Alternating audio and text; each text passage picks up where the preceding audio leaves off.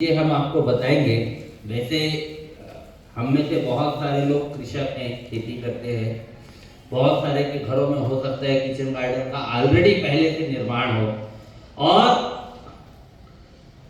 इसमें नहीं जानने वाली कुछ विषय नहीं है, मगर इसको सिस्टमेटिक किस प्रकार से किया जाए, व्यवस्थित तरीके से हम कैसे कर सकते हैं, तो वो एक प्रशिक्षण के माध्यम से मैं आप लोगों के बीच में ये विषय को रखना चाहूँगा।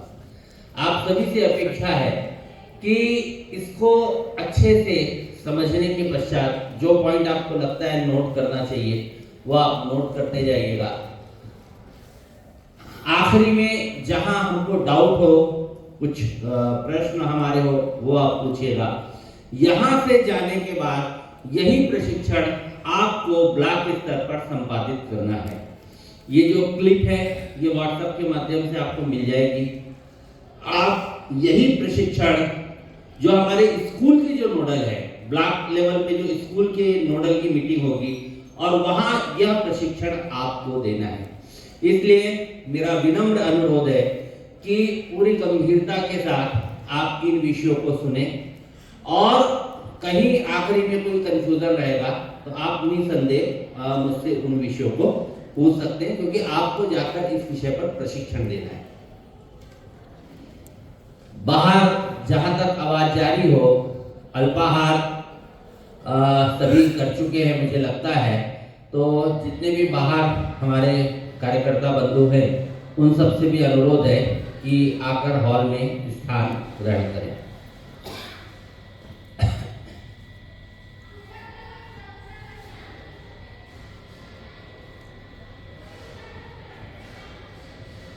शाक वाटिका की हम बात कर रहे हैं कि शाक वाटिका, शाक का सामान्य अर्थ होता है सब्जियां। भाई सब्जियों की खेती हम अपने घर में करें तो पहला विषय आता है कि इसकी आवश्यकता क्यों पड़ी। गो विज्ञान परीक्षा के विषय में तो हम बाद में जब दूसरा सत्र रहेगा उस समय हम चर्चा करेंगे। तो ये शाक वाटिका का जो विषय आ रहा है ये देश भर में विषय चल रहा है। इस देश के माननीय प्रधानमंत्री नरेंद्र मोदी जी ने भी अपने कई भाषणों में इस विषय को लिया है। सरकारें काफी वर्षों से इस विषय पर काम कर रही है। स्कूलों में किचन गार्डन का निर्माण होना चाहिए, इस विषय पर काम कर रही है। और अब उससे एक कदम आगे बढ़कर घर घर किचन गार्डन का निर्माण होना चाहिए, इस विषय को लेकर हमने एक अभियान पूरे प्रदेश भर में चलाया हुआ है।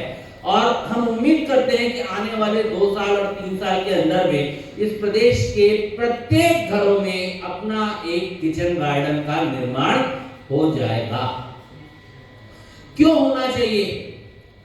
तो आज हम सब जिस प्रकार से देख रहे हैं कि खेती कितनी जहरीली हो गई है, हद से ज्यादा पेस्टिसाइड और रासायनिक उर्वरकों का उपयोग खेती में हो रहा है और इतना अधिक उपयोग हो रहा है कि खेत तो बंजर हो ही रहे हैं, साथ में हम भी बंजर होते जा रहे हैं। हमारी भी फर्टिलिटी रेट खत्म होते जा रही है। महिलाओं में प्रजनन क्षमता समाप्त हो रही है, पुरुषों में प्रजनन क्षमता समाप्त हो रही है। हमारा शरीर अलग अलग बीमारियों के लिए ग्राह्य होता जा रहा है। मौसम बदलता नहीं कि हमको बीमारी लग जाती है। घर घर में बीपी है, शुगर है, थायराइड है, इसके मरीज आम हो गए हैं। कैंसर जैसी घातक बीमारी हर दूसरे और तीसरे घर में एक व्यक्ति को हो रही है। और आज ये स्थिति आ गई कि पिछले कुछ समय से देख रहे हैं कि हर 2-4 घर के पीछे एक व्यक्ति को हार्ट अटैक की समस्या आ रही है। बहुत सारे कारण लोग अलग अलग बताते हैं, ये भी कारण है, ये कारण है। अगर हम मूल पर जाएंगे तो हमारा खान पान चूंकि विकृत हो गया है, इसलिए ये समस्या बहुत तेजी से आ रही है। ये पेस्टिसाइड का उपयोग कब से बढ़ा है? आप सब भी इस विषय को समझते हैं।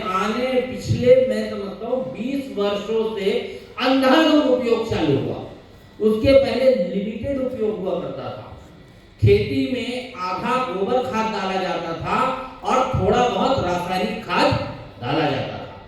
एक आध बार कीट नियंत्रक का छिड़काव होता था, तो एक आध बार ही जो रासायनिक जो पेस्टिसाइड है उसका उपयोग हुआ करता था। और आज क्या स्थिति है? गोबर खाद का तो उपयोग लगभग बंद हो गया। जहां जिस खेत में 1 बोरी यूरिया डला करता था, आज उस खेत में 4 बोरी यूरिया डलता है। और जो पेस्टिसाइड का उपयोग है वो 4 बार और 5 बार और 6 बार, उसकी गिनती ही नहीं है कि कितने बार हम पेस्टिसाइड का उपयोग कर रहे हैं। गो आधारित खेती, ऑर्गेनिक फार्मिंग पुनः देश में प्रारंभ होना चाहिए। यह हमारे देश के प्रधानमंत्री माननीय नरेंद्र मोदी जी का सपना है और इसको लेकर एक पूरा देशव्यापी बड़ा अभियान प्रारंभ हुआ है। एग्रीकल्चर यूनिवर्सिटी के माध्यम से, एग्रीकल्चर कॉलेजों के माध्यम से और कृषि विभाग के माध्यम से काफी इस पर कार्य चल रहा है। मगर जन जागरण भी जरूरी है, लोगों को समझना भी जरूरी है, समझाना भी जरूरी है। क्यों? क्योंकि हम भी तो कृषि से जुड़े हुए हैं, हमारा भी खेत होगा, हमारे स्कूल में जो बच्चे पढ़ते हैं वो भी खेती से जुड़े हुए हैं, उनके बीच में भी ये विषय जाना चाहिए। तो खेती का विषय बड़ा विषय है, ठीक है। खेती के विषय पे हम गो विज्ञान परीक्षा के माध्यम से पूरी बात कर ही रहे हैं कि कम से कम अपने खाने के लिए हम गो आधारित खेती प्रारंभ करें। वैसे तो पूरा होना चाहिए, मगर पूरा करने में कोई समस्या आ रही है। बहुत सारे मिथक समाज में व्याप्त है कि ऑर्गेनिक फार्मिंग करने से उपज कम हो जाती है और वगैरह वगैरह बहुत सारी समस्या आती है। इस प्रकार से एक मिथक समाज के अंदर में एक नैरेटिव ऐसा फैलाया गया है जिससे लोग गोबर की खेती की तरफ ना जा सके, गो आधारित खेती की तरफ ना जा सके। जो किसान गो आधारित खेती कर रहे हैं बहुत अच्छे से कर रहे हैं, अच्छा लाभ भी उनको अर्जित हो रहा है, कम लागत में ज्यादा मूल्य वो प्राप्त कर रहे हैं। समाज में ऐसे बहुत सारे मॉडल बने हुए हैं, आपके क्षेत्र में भी ऐसे मॉडल होंगे। हम भी चाहते हैं कि गो आधारित खेती होनी चाहिए। शुरुआत में व्यक्ति झिझकता है, ठीक है, कोई बात नहीं, 10 एकड़ आपके पास खेत है, कोई बात नहीं, 10 एकड़ में नहीं, आधा एकड़ में करिए, 20-20 मिल में करिए, शुरुआत तो करिए। 1 साल करेंगे तो उनको अनुभव होगा और वो उपज अपने लिए, अपने खाने के लिए, बेचने के लिए, अपने खाने के लिए, जो धान आपको अच्छा लगता है वो धान उगाइए, मगर गो आधारित खेती प्रारंभ करिए। तो इसी का एक जो दूसरा भाग है कि अनाज के साथ सब्जियां। तो आज जब आप सब्जियों की बात करेंगे, सब्जियां देखेंगे तो बाजार में जो भी सब्जियां मिल रही है तो अनाज से ज्यादा कीट नियंत्रक का उपयोग सब्जियों में हो रहा है। क्यों? सब्जियों में कीड़ा नहीं लगना चाहिए। तो सब्जियों में कीड़ा नहीं लगना चाहिए तो जैसे सब्जियां पकती है, तैयार होती है, चाहे लौकी हो, चाहे कद्दू हो, चाहे आपका बरबट्टी हो, भिंडी हो, जो भी हो, जैसे वो पकने की स्थिति में आती है, सब्जियां तैयार होती है, रोज उसमें पेस्टिसाइड का छिड़काव होना शुरू होता है। आप सोचिए, जिसको कीड़ा नहीं खा सकता उसको हम खा रहे हैं। पेस्टिसाइड डालने का उद्देश्य क्या है? कीड़ा ना खाए, और कीड़ा जिसको नहीं खा सकता उसको हम खा रहे हैं। प्रतिदिन सब्जियों के माध्यम से कितना पेस्टिसाइड हमारे शरीर के अंदर में जा रहा है। और आज इसीलिए हम सबको, हमारे बीच में, हमारे परिवारों में कैंसर जैसी घातक बीमारी होते जा रही है। किडनियां फेल हो रही, लीवर फेल हो रहे। आप पता करिएगा, आज से 15 वर्ष पूर्व छत्तीसगढ़ के अंदर गिन के 1 या 2 कैंसर हॉस्पिटल हुआ करते थे, और आज स्थिति यह है कि इसी रायपुर शहर में 20 से ज्यादा कैंसर हॉस्पिटल है और उसमें भी पूरे बेड फुल है। और बहुत जल्दी आप आने वाले 2-4 साल के अंदर में देखेंगे हर जिले में आपको एक कैंसर हॉस्पिटल मिल जाएगा। आज अगर सबसे ज्यादा किसी हॉस्पिटल में भीड़ है तो कैंसर हॉस्पिटल में। भारत का जो सबसे बड़ा कैंसर हॉस्पिटल है टाटा का, मुंबई में है। 2 महीना, 3 महीना, 4 महीना बाद में तो वहां अपॉइंटमेंट मिलता है। पंजाब से कैंसर एक्सप्रेस ट्रेन चलती है, उस ट्रेन का नाम ही कैंसर एक्सप्रेस है। राजस्थान के कैंसर हॉस्पिटल के लिए जाती है, सिर्फ कैंसर पेशेंट ही बैठ के जाते हैं। पंजाब से क्यों चल रही है वो ट्रेन? क्योंकि पंजाब में कृषि का उत्पादन बड़ा अच्छा रहता था। पंजाब के कृषकों को हम उन्नत कृषक मानते थे और पंजाब के बाद छत्तीसगढ़ का नंबर आता था। सबसे ज्यादा धान अगर पैदा हो रहा है तो पंजाब में, पंजाब के बाद छत्तीसगढ़ में। तो ज्यादा धान पैदा करने के लिए ज्यादा कीट नियंत्रण और ज्यादा यूरिया, ज्यादा ये, तो ज्यादा पेशेंट। तो सबसे ज्यादा पेशेंट कहाँ? पंजाब। सेकेंड नंबर में आने वाला है छत्तीसगढ़। हमको छत्तीसगढ़ को बचाना है, अपने भविष्य को बचाना है, अपने बच्चों को बचाना है। इसलिए इस विषय की ओर हमको समझने की आवश्यकता है, क्योंकि ये आप सबके घरों से जुड़ा हुआ विषय है। आप शिक्षक हैं,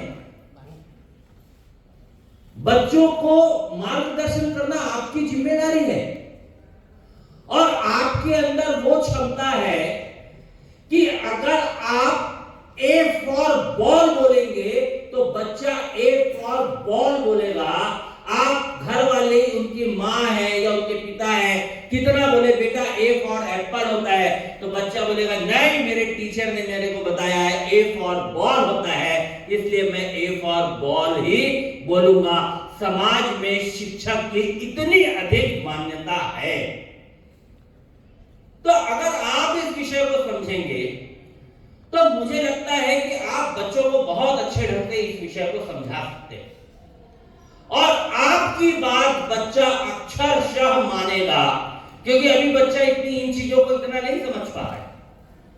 मगर थोड़ा आप प्रेशराइज करते हुए बच्चों को अच्छी दिशा में लेकर जाएंगे तो जब वो बच्चा बड़ा होगा तो वो याद करेगा कि हमारे जो टीचर थे, हमारे जो सर थे, हमारे जो गुरुजी थे, वो हमको बार बार इस चीज के लिए बोला करते थे। तो बच्चे का भविष्य बनाना हमारी जिम्मेदारी है। तो पढ़ाई लिखाई के साथ बच्चे का स्वास्थ्य भी अच्छा रहे, बच्चा अच्छा खाए, अच्छे से जिए, उसका भविष्य अच्छा हो, यह भी कहीं ना कहीं हमको सोचना पड़ेगा, क्योंकि बच्चे के ओवरऑल डेवलपमेंट की जिम्मेदारी, सर्वांगीण विकास की जिम्मेदारी हमारी है। सिर्फ अक्षर ज्ञान कराना ही गुरु का कार्य नहीं है।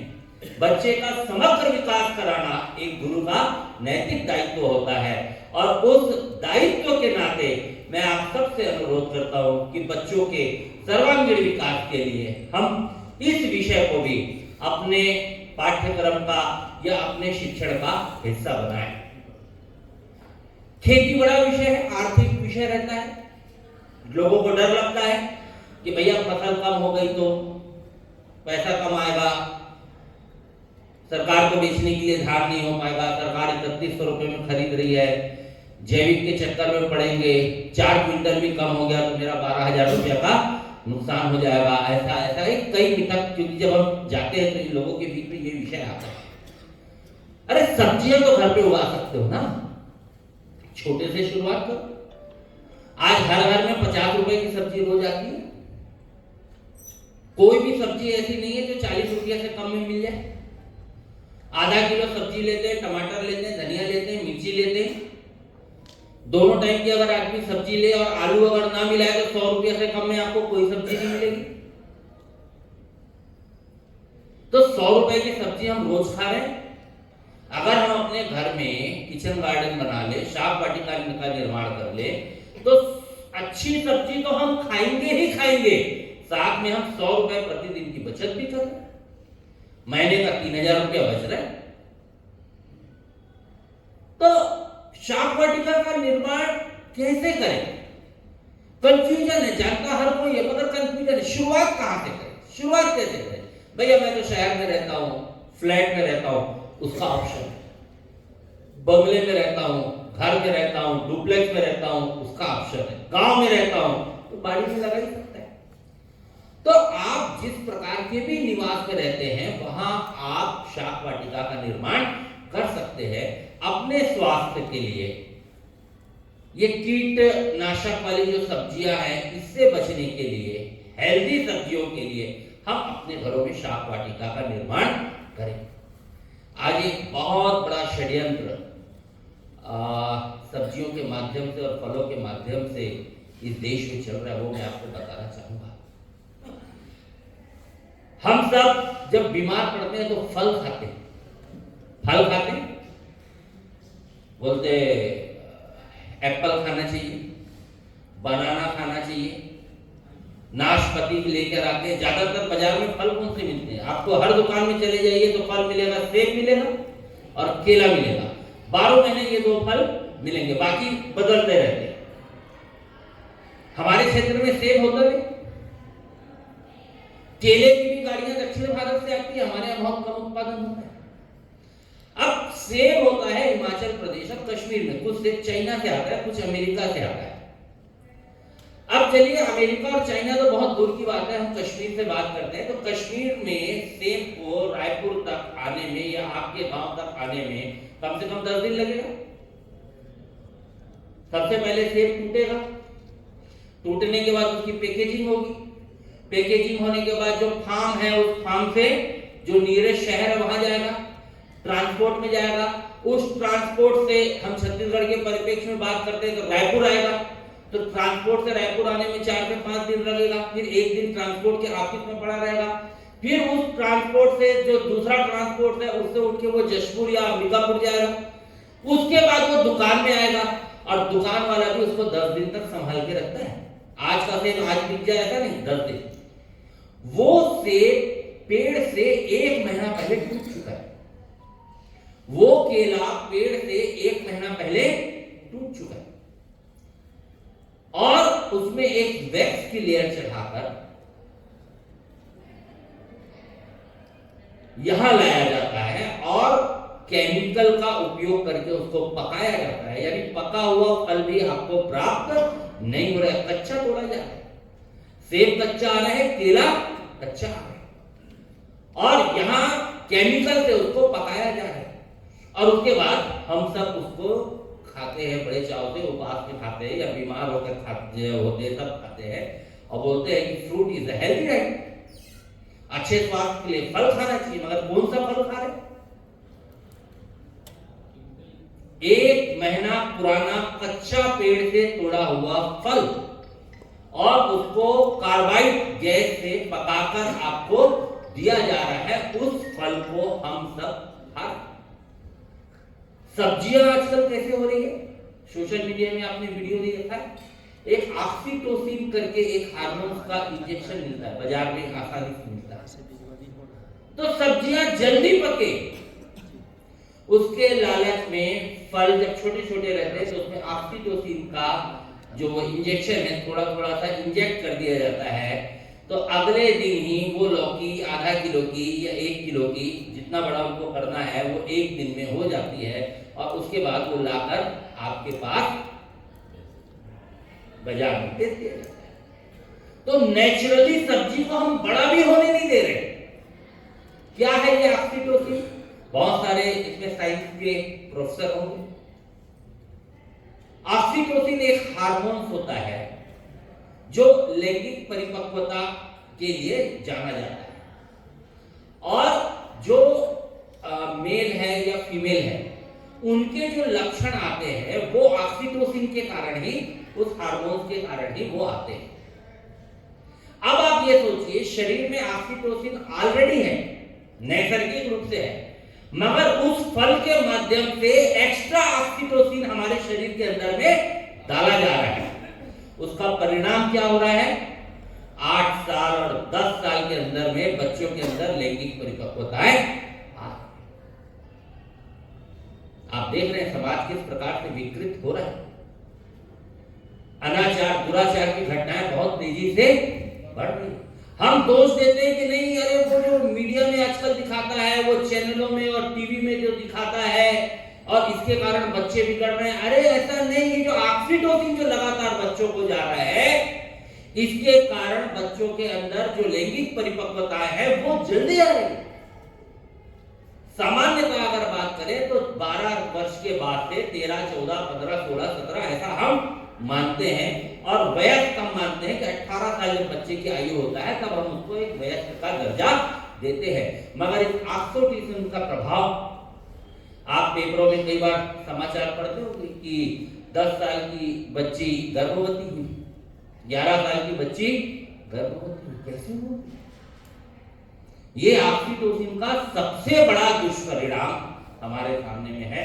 इस पे बैन है, प्रतिबंध है, मगर ये गली गली बिकता है, जहां पाए वहां मिल जाता है। तो आज समाज के बीच में जन जागरण की आवश्यकता है कि इस ऑक्सीटोसिन से बचना है, इस पेस्टिसाइड से बचना है, इस रासायनिक खाद से बचना है। इसके लिए हमको अपने घर में शाक वाटिका का निर्माण करना है। बहुत सिंपल है। छत है, छत में कर सकते हैं, बाड़ी है, बाड़ी में कर सकते हैं। कोई भी ऐसा व्यक्ति हमारे बीच में नहीं होगा जिसने घर में गमले में 4 पौधे ना लगाए। ऐसा कोई भी व्यक्ति नहीं होगा।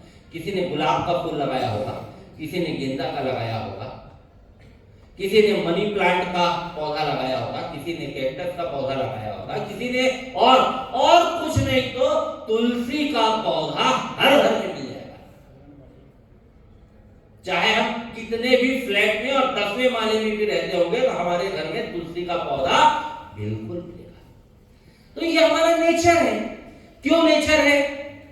ये हमारे डीएनए में है, हमारे जीन्स में है। प्रकृति से जुड़ाव हमारे जीन्स में है। पहले जो सभ्यताएं थी, पहले हमारे जो पूर्वज हुआ करते थे, हजारों वर्ष पूर्व सामान्यतः जंगलों में रहते थे, प्रकृति के बीच में रहते थे। उसके बाद जब ग्रामों का विकास हुआ तो वो वनवासी से ग्रामवासी हो गए। फिर जब ग्रामों से नगरों का विकास हुआ तो वो नगर में आ गए तो नगरवासी हो गए। और जो नगरों से महानगर में आ गए वो महानगर वासी हो गए। मगर हमारे डीएनए में क्या है? वो नेचर है। हम आज से 10 पीढ़ी, 20 पीढ़ी, 50 पीढ़ी, 100 पीढ़ी, 200 पीढ़ी पहले हम भी कहां रहते थे? कहीं ना कहीं जंगलों में ही, प्रकृति के बीच ही रहा करते थे। तो वो हमारे डीएनए में, इसलिए प्रकृति हमको चाहिए। तो प्रकृति हम कहीं पे भी रहे तो प्रकृति के रूप में कुछ पौधों हम अपने आसपास लगा कर ही रखते हैं। ये मनुष्य का स्वभाव है। तो महानगरों की अगर हम बात करें, महानगरों में गौ सेवा किस प्रकार से होनी चाहिए? नेक्स्ट, ये एक छत है। ये एक छत का आप देखेंगे किचन गार्डन का एक स्वरूप एक बना हुआ है। आगे करते जाइए स्लाइड। महानगरों में गौ सेवा हेतु छत में बगीचा या बागवानी, अगर हम छत में बगीचा या बागवानी कर रहे हैं तो इससे गौ सेवा हमारी हो रही है। वयम अमृतस्य पुत्रः, माता पृथ्वी, पुत्रो हम पृथ्वा। गाय के दूध को अमृत माना गया है। जीवन भर हम गाय के दूध पर पलते हैं, इसलिए अमृत पुत्र कहा जाता है। पंच अमृत में दूध, दही, घी, गुड़ और मधु है। इसमें 3 तो गव्य है। आप सब देखते हैं वयम अमृतस्य पुत्र, अमृत के ये कहा जाता है। और हमारे जो शरीर का निर्माण हुआ है, पंच तत्व की हम बात करते हैं, हमारा शरीर पंच तत्वों से बना हुआ है। वो पंच तत्वों का निर्माण में पंचामृत और पंचगव्य का उपयोग हुआ है। तो पंचामृत में बोले तो पंचामृत 5 चीजों से बना होता है। दूध है, दही है, घी है। आजकल गुड़ का उपयोग ना करके हम शक्कर का उपयोग करते हैं, और मधु जिसको मदरस भी हम कहते हैं। तो ये में से 3 गव्य है, 3 चीजें गाय से हमें प्राप्त होती है। दूध, दही और घी, ये 3 चीजें गाय से प्राप्त होती है और 2 चीजें हमको प्रकृति से प्राप्त होती है। माता पृथ्वी, पुत्रो हम पृथ्वा।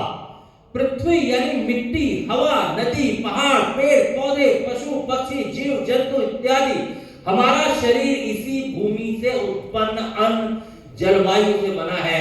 इसलिए यह हमारी माँ है।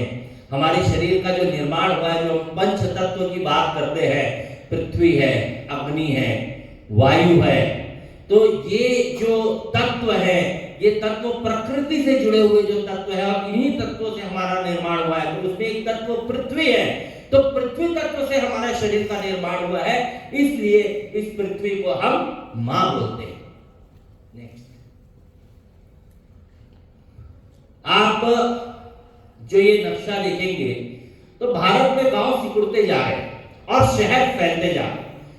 देश की लगभग 60% जनसंख्या गांव में और 40% लोग नगरों में रह रहे हैं। इसलिए नगरों, महानगरों में रहने वाले लोगों के लिए गौ सेवा के कार्य योजना में एक कार्य घर पर या छत पर साग सब्जी बागवानी है। आप पीछे, हम शुरू से आज भी शायद पाठ्यक्रम में यही है कि भारत गांवों का देश है। भारत की अधिकांश आबादी गांव में रहती है। अब ये मिथक खत्म हो गया। पहले हम बोलते थे गांव, भारत की 90% आबादी गांव में रहती है, आज मात्र 60% आबादी ग्रामीण क्षेत्र में है सिर्फ, और वह भी 60% जिसको आप ग्रामीण बोलते हैं। तो रायपुर से लगा हुआ जो गांव है वो भी तो शहर के कल्चर में है, गांव रहा कहां। तो आज ज्यादातर आबादी का शहरीकरण हो गया है। जो हम ग्रामीण परिवेश बोलते हैं वो मात्र 25 से 30% बच गया, बाकी पूरे क्षेत्र का शहरीकरण हो गया है। ये जो नक्शा बना हुआ है, ये नक्शे में आप जो डॉट डॉट देख रहे हैं वो ज्यादातर पूरा शहरी क्षेत्र हो गया है, और जो डॉट से हटकर जो भाग है वो कहीं ना कहीं ग्रामीण या वन आधारित जो क्षेत्र है वो इस नक्शे के माध्यम से दिखाया गया है। नेक्स्ट आप देखिए, ये शहर का एक चित्र है। जब इस रायपुर का भी हम ऊपर से चित्र लेंगे तो कुछ इसी प्रकार से दिखेगा। कोई भी महानगर है इसी प्रकार से दिखता है। जब आप कभी हवाई जहाज से जाएंगे और जब वो किसी शहर के ऊपर से गुजरता है तो आपको शहर ऐसे दिखेगा, ठसाठस, कहीं कोई जगह नहीं है। और शहर में जो रह रहे हैं वो प्रकृति से दूर होकर और कृत्रिम जीवन में जी रहे हैं, टोटल कृत्रिम जीवन, पूरा कंक्रीट का जंगल। एक जंगल होता है जो हरे भरे जंगलों की बात करते हैं, और जब हम शहर की बात करते हैं तो ये कंक्रीट का जंगल। ऐसे शहर में अधिकांश लोग, इस देश की 50% आबादी जी रही है।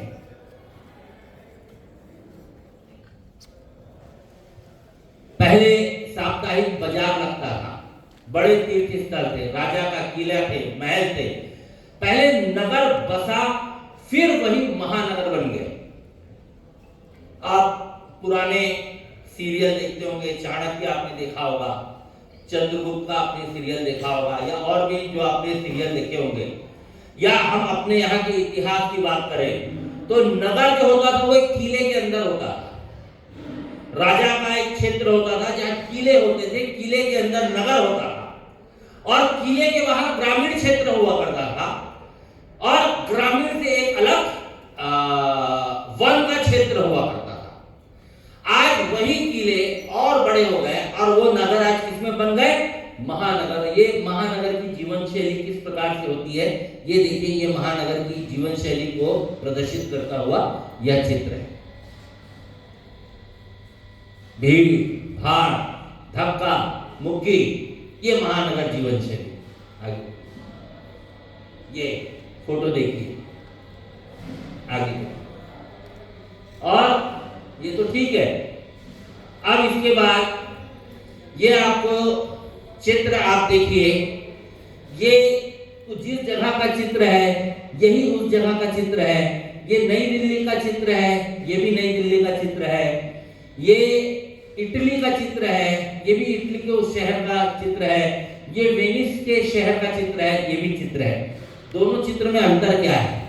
जिस समय लॉकडाउन लगा हुआ था ये उस समय का फोटोग्राफ है। शहर बंद था घरों में, और जब शहर वापस सड़कों में आया तो उस समय का चित्र है। कितना प्रदूषित हमारा शहर हो चुका। आप सवेरे कोई भी समाचार चैनल उठाते होंगे, उसमें पहला आज का जो ब्रेकिंग न्यूज रहता है, दिल्ली का हवा का इंडेक्स आज कितना रहा और प्रदूषित हुई दिल्ली। हर चैनल की शुरुआत वहीं से सवेरे की होती है, और फिर बोलता है करोल बाग का इंडेक्स कितना, चांदनी चौक का इंडेक्स इतना। और वहां तो ये स्थिति आ गई कि जो इसके पहले की सरकार थी उन्होंने, आपने देखा है, ऑड और इवन फार्मूला लागू किया कि इस दिन दिल्ली के अंदर ऑड नंबर की गाड़ियां चलेगी और इस दिन दिल्ली के अंदर इवन नंबर की गाड़ियां चलेगी। ये स्थिति आ गई, और अभी पता चला आने वाले कुछ समय में ये स्थिति आ जाएगी कि भैया गाड़ियां ही नहीं चलेंगी दिल्ली के अंदर। प्रदूषण का इतना ज्यादा गहरा स्तर दिल्ली में फैल चुका है। आगे आगे मानव सभ्यता कृत्रिम हवा, कृत्रिम जल, कृत्रिम मिट्टी, कृत्रिम रोशनी में जी रहे हैं। मनुष्य पेड़ पौधे, नदी, पहाड़, जीव जंतु, पशु पक्षियों से दूर होता जा रहा है, इसलिए अनेक शारीरिक, मानसिक, बौद्धिक रोगों से ग्रस्त है। छत में बागवानी करके इन समस्याओं से थोड़ा बचाव हो सकता है, मन को शांति मिलती है। आप सब देखिए, जैसे हम कभी जंगल में जाते हैं, किसी टूरिस्ट प्लेस में जाते हैं, कितना अच्छा लगता है, झरने के पास में जाते हैं, बड़ा अच्छा लगता है, गार्डन में जाते हैं, बड़ा अच्छा लगता है, मन को शांति मिलती है। तो मन को सुकून चाहिए तो हमको गार्डन में जाना पड़ेगा, प्रकृति के पास में जाना पड़ेगा, तभी हमारे मन को सुकून मिलेगा। तो हम बार-बार दूर नहीं जा सकते। अगर हम अपने घर के छत पर ही वो गार्डन डेवलप कर ले और रोज आधा घंटा और 1 घंटे का समय हम वहां देंगे, तो हमको मानसिक रूप से बड़ा सुकून प्राप्त होगा। जहां रहते हैं वहीं थोड़ा प्राकृतिक वातावरण बनाएं। अपने घर में गो संस्कृति, प्रकृति को लाने का उपाय छत पर बागवानी। छत पर बागवानी सुंदर, आकर्षक, पर्यावरण के लिए उत्तम है। घर का तापमान तेज गर्मी या ठंड में संतुलित रहता है। पौधों के कारण ध्वनि प्रदूषण कम हो जाता है। घर में थोड़ा ऑक्सीजन मिलता है, कार्बन कम हो जाता है। रसोई में बचा हुआ अन्न, जैविक पदार्थ का गमलों में उपयोग हो जाता है। बागवानी से कुछ पक्षियां भी आने लगते हैं, यानी प्राकृतिक वातावरण बनता है। सबसे बड़ी बात, घर में ताजा जैविक साग सब्जी खाने के लिए मिलता है। आप पौधे लगाएंगे, आपके घर का ऑक्सीजन लेवल बढ़ रहा है, कार्बन कम हो रहा है। छत में बागवानी है, टेम्परेचर कम हो रहा है। गर्मी में जो 43 डिग्री सेंटीग्रेड तापमान है, तो उस बागवानी के कारण आपके घर के अंदर में 40 डिग्री सेंटीग्रेड तापमान है, 5-7 डिग्री कम हो जाता है। ध्वनि प्रदूषण कम होता है। पौधों में क्षमता होती है एब्जॉर्ब करने की ध्वनि को, वह भी कम होता है, तो ध्वनि प्रदूषण भी कम होता है। यह फायदा होता है बागवानी करने का। गमलों में बागवानी, आप गमले लगा सकते हैं छत में, इस प्रकार से गमलों के माध्यम से बागवानी हो सकती है। नहीं, ये लंबावत बागवानी है, वर्टिकल गार्डन बोलते हैं इसको। जहां जगह की कमी है, समस्या है, आप फ्लैट में रहते हैं, छत भी आपकी नहीं और जमीन भी आपकी नहीं। जो फ्लैट में रहता है, इसके ऊपर दूसरे का मकान और इसके नीचे भी दूसरे का मकान, तो उसके बाद तो छत भी नहीं है, तो कैसे करे? तो वो ऐसा वर्टिकल गार्डन कर सकता है, क्योंकि वहां पे एक पोर्च निकला हुआ रहता है। उस पोर्च में इस प्रकार का गार्डन का कर सकते हैं, जिसको हम वर्टिकल गार्डन बोलते हैं। अब आते हैं हम किचन गार्डन पे, छत पे बागवानी। तो देखिए, ये एक बाड़ी हम बोलते हैं। किस प्रकार से एक बाड़ी का निर्माण किया गया है, व्यवस्थित हम बाड़ी एक कैसे बना सकते हैं, तो ये एक व्यवस्थित बाड़ी का एक छोटा सा फोटोग्राफ आपके सामने में प्रस्तुत है। आगे, दूषित हवा, पानी, जहरीले रसायन मुक्त भूमि, अनाज, सब्जी, फल फूल से छुटकारा। थोड़ा लाइटिंग बढ़ा, क्या चीज? आगे अब ये है कि टेरेस गार्डन की तैयारी हम कैसे करें। तो इसके लिए छत का एक खाका पहले हमको तैयार करना पड़ेगा। किन-किन बिंदुओं का हमको ध्यान रखना है। तो सबसे पहले एक रूपता रहे, खपदप ना रहे, अप एंड डाउन ना रहे, संतुलित रहे, समकक्ष रहे, मौसम के अनुसार रंग संतुलन, परिवर्तन, कतार में रखे, समानुपात, पुनरावृत्ति। तो थोड़ा सा जो अलाइनमेंट बोलते हैं, जैसे हम गाड़ियों का अलाइनमेंट गड़बड़ हो जाता है, तो कभी गाड़ी इधर जाती, कभी उधर जाती। तो ऐसे जब हम छत पे अगर किचन गार्डन कर रहे हैं, तो थोड़ा सा सिस्टम का हम ध्यान रखें कि अप डाउन ना हो, छत हमारी प्लेन रहे, कतारबद्ध रहे, ताकि उसमें पानी डालने में समस्या ना हो, खाद डालने में समस्या ना हो, फल पक जाए या सब्जियां पक जाए तो उसको तोड़ने में समस्या ना हो। तो थोड़ा सा हम उसको व्यवस्थित तरीके से रखें, इसका हम ध्यान रखें। अब छत पर बागवानी करनी है, तो पहला काम है छत पर वाटर प्रूफिंग। भाई 2 तरीके से हम छत में कर सकते हैं। एक तो आप पूरे छत को बाड़ी बना सकते हो, पूरे छत को आप बाड़ी बना सकते हो, पूरा छत में मिट्टी लगा के और आप किचन गार्डन कर सकते हैं। एक तरीका ये है। और दूसरा तरीका, आप गमले रख कर भी आप किचन गार्डन कर सकते हैं। आप किस प्रकार से करना चाहते हैं, ये आपके ऊपर है। तो थोड़ा सा जब हम गार्डनिंग करते हैं तो रोज उसमें पानी डलता है, तो पानी डलता है तो भैया नीचे पानी ना आए, तो थोड़ा ये ध्यान रखें कि वाटर प्रूफिंग छत का ठीक ठाक रहे। मिट्टी का मिश्रण तैयार करना, तो भाई जो गमलों में मिट्टी डालेंगे या छत में जो मिट्टी डालेंगे उसमें कितना खाद रहेगा, कितना मिट्टी रहेगा, उसका थोड़ा सा मिश्रण कैसे बनाना। फिर गमलों में मिट्टी कैसे भरी जाती है, बीज का कैसे चुनाव करना, छत पर बेड कैसे बनाया जाता है, पानी व्यवस्थापन, खाद व्यवस्थापन, कीट नियंत्रण। देखिए अब छत में आप सब्जी उगाएंगे और ठीक है हम उसमें यूरिया और फास्फेट नहीं डाल रहे हैं, तो इसका मतलब ये तो नहीं कीड़े नहीं लगेंगे, कीड़े यहाँ भी लगेंगे। तो उन कीड़ों से हम कैसे बचे, तो उसका क्या प्राकृतिक समाधान, उसको हम बोलते हैं कीट नियंत्रण। कीटनाशक नहीं, वो कीड़े को मारता नहीं, वो कीड़े को भगाता है। तो कीट नियंत्रण आगे करिए। अब आप देखिए छत के फर्श पर जल जमाव नहीं रहे, इसका उचित प्रबंधन करने की आवश्यकता है। छत पे अगर पानी रुकेगा तो आगे चल के सीपेज करेगा, तो छत पर पानी नहीं रुकना चाहिए, इसका हम विशेष ध्यान करें। एक पॉलीमर आता है छत पर जिसको लगाते हैं और वाटरप्रूफिंग के नाम से आता है। तो अगर वो पॉलीमर हम 2 mm का कोड लगता है, अगर हम छत पर उस 2 mm की कोड को लगा देते हैं, तो ये आप देख रहे हैं यहाँ पे इस प्रकार का कलर किया हुआ है, ये पॉलीमर लगा हुआ है। ऐसा अगर हम कोट लगा देते हैं तो किसी भी स्थिति में पानी नीचे नहीं आएगा। तो आप चाहे तो ऐसा 2 mm का जो सीमेंट मिला पॉलीमर आता है इसकी कोट लगा सकते हैं, इससे छत को कभी भी हानि नहीं होगी। वैज्ञानिक और इंजीनियर विशेषज्ञ बताते हैं कि भवन की जो सीमेंट है वो छत सुरक्षित रूप से 48 किलोग्राम प्रति स्क्वायर फीट सहन कर सकती है। हमारे घर में जो स्लैब डलता है सामान्यतः 4 इंची जो हम बोलते हैं स्लैब डलता है, तो वो कितना वजन सह सकता है? 48 किलोग्राम प्रति स्क्वायर फीट का वजन सह सकता है। और छत पर क्यारी बनाने की तो अब वजन उतना सह सकता है, तो उसके हिसाब से हम लोड डाल सकते हैं। तो अब पानी नीचे ना आए तो एक तो हो गया कोट कर सकते हैं। अगर आपको कोट नहीं करना है तो विकल्प क्या है? छत पर क्यारी बनाने के लिए छत पर 800 माइक्रोन की पॉलीथीन शीट, ऐसा ब्लैक कलर की जो झिल्ली आती है इसको पहले लगा दें। उसके बाद 300 जीएसएम की जो प्लास्टिक शीट आती है उसकी 1 या 2 लेयर लगा दें, और उसके बाद चारों तरफ चाहे तो इस प्रकार का हम ईंटे की दीवार बना दे और इसके अंदर मिट्टी भर दे, तो भी पानी नीचे नहीं जाएगा, सीपेज कभी भी नहीं करेगा। तो इस प्रकार से भी हम चाहे तो अपने छत में निर्माण कर सकते हैं।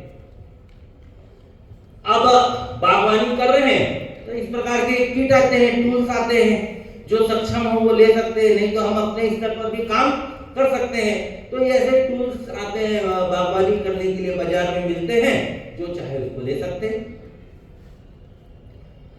कितने पौधे और कितने प्रकार की साग सब्जियां उगाने हैं इसकी योजना बनाएं।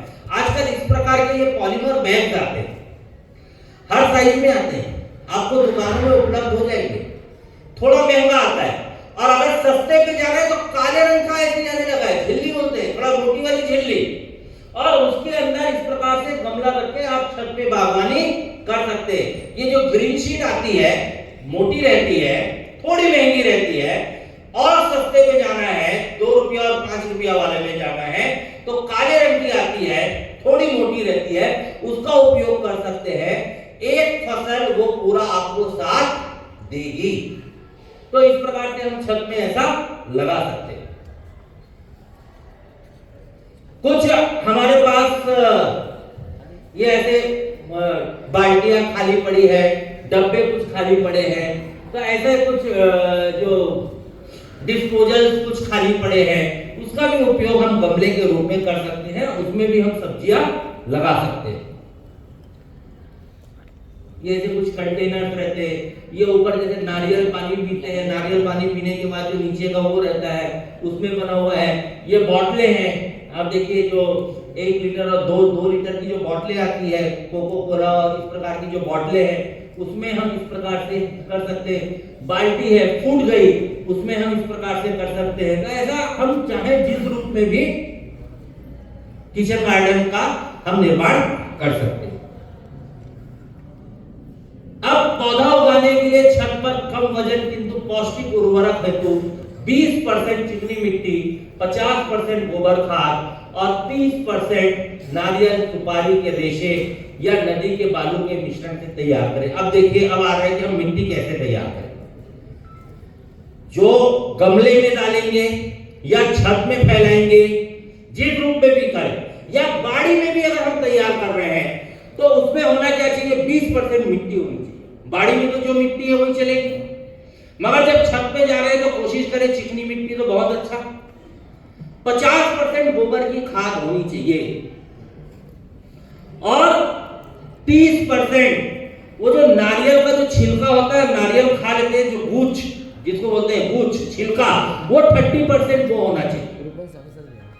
तो 20% मिट्टी, 50% खाद और 30% वो जो नारियल का जो रेशा है। नारियल का रेशा क्या काम करेगा, पानी को रोक के रखेगा, ज्यादा पानी की जरूरत नहीं रहेगी, पानी को स्टोर करके रखेगा और धीरे धीरे गल के वो अपने आप खाद के रूप में कन्वर्ट हो जाएगा। अभी क्या होता है, हम पानी डालते हैं और पानी सीधा नीचे निकल जाता है, तो ज्यादा पानी की जरूरत रहती है। नारियल का दूध डाल देंगे तो पानी को रोक के रखे रहेगा, पौधा को 24 घंटा पानी मिलता रहेगा, थोड़े पानी में हमारा काम हो जाएगा। इसलिए नारियल का रेशा। आगे देखिए, ये जड़ जो फैलती है, अंदर फैलने के लिए जो मिलना चाहिए, जिसकी जड़ ज्यादा फैलेगी वो पौधा ज्यादा फल देगा। तो जड़ के फैलाव के लिए पर्याप्त जगह होनी चाहिए। अब कौन कौन से सब्जियों को छत पर उगाना है, इसका निर्णय लें। तो देखिए, आप एक है, ये इस प्रकार की जो सब्जियां हैं, जो मिर्च की जैसी सब्जी, पौधा है और पौधे इस प्रकार से ऊपर हो रहे हैं।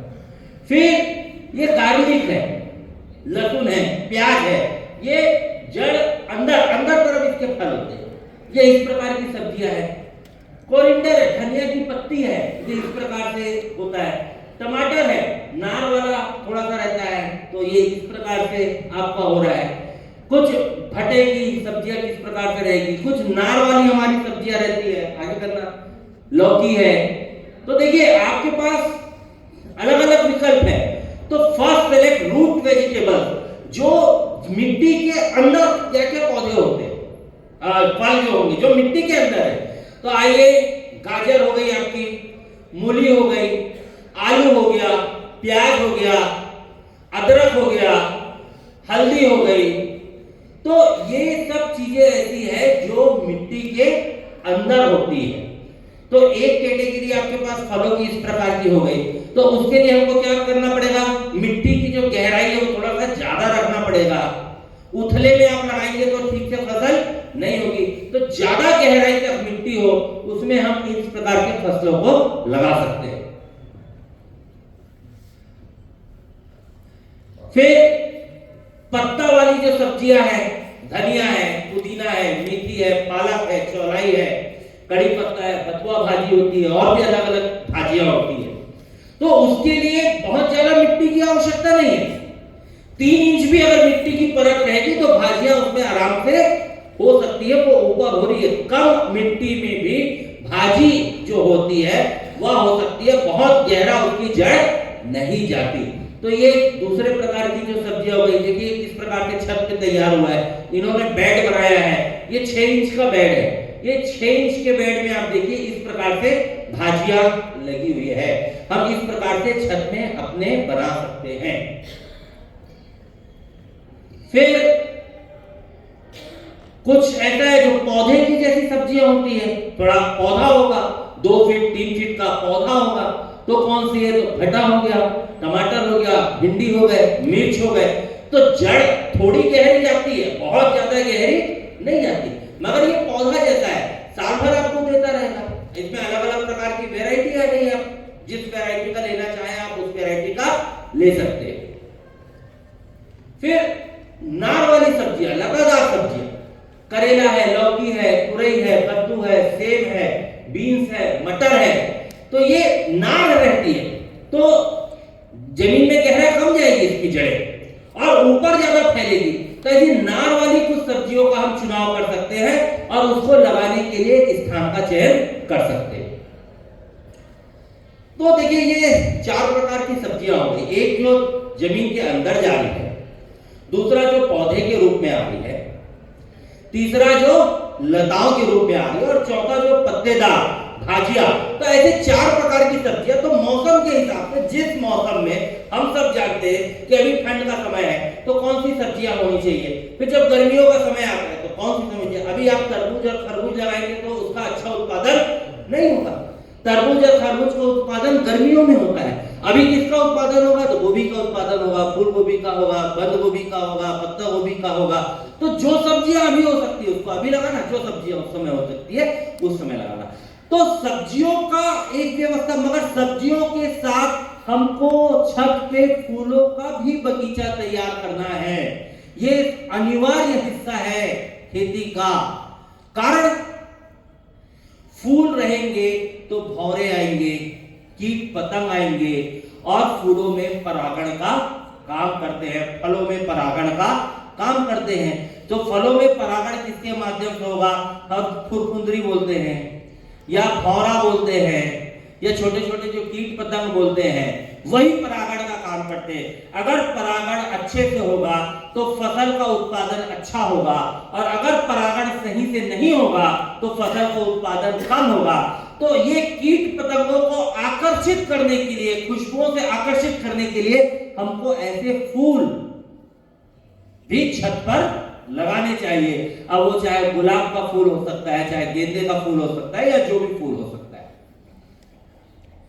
फिर ये नागफनी की कुछ प्रजातियां हैं।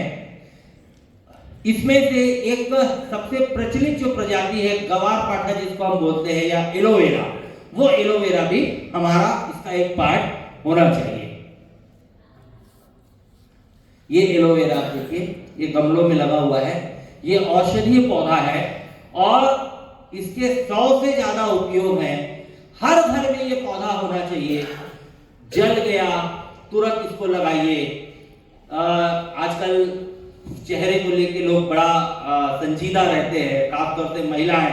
तो कुछ नहीं, इसका थोड़ा सा गुदा निकाले और रोज सवेरे थोड़ा सा स्किन सॉफ्ट रहेगी। जल गया लगाइए, दाग निकल जाएगा। पिंपल्स हो रहे हैं, बरहट जिसको बोलते हैं, लगाइए, साफ हो जाएगा। ऐसा बहुत सारे गुण एलोवेरा के, जिसको गवार पाठा हम अपनी भाषा में बोलते हैं, उसके होते हैं। आप गूगल करेंगे तो इसके पूरे लाभ आपको मिल जाएंगे। ये हर घर में ये पौधा होना ही चाहिए।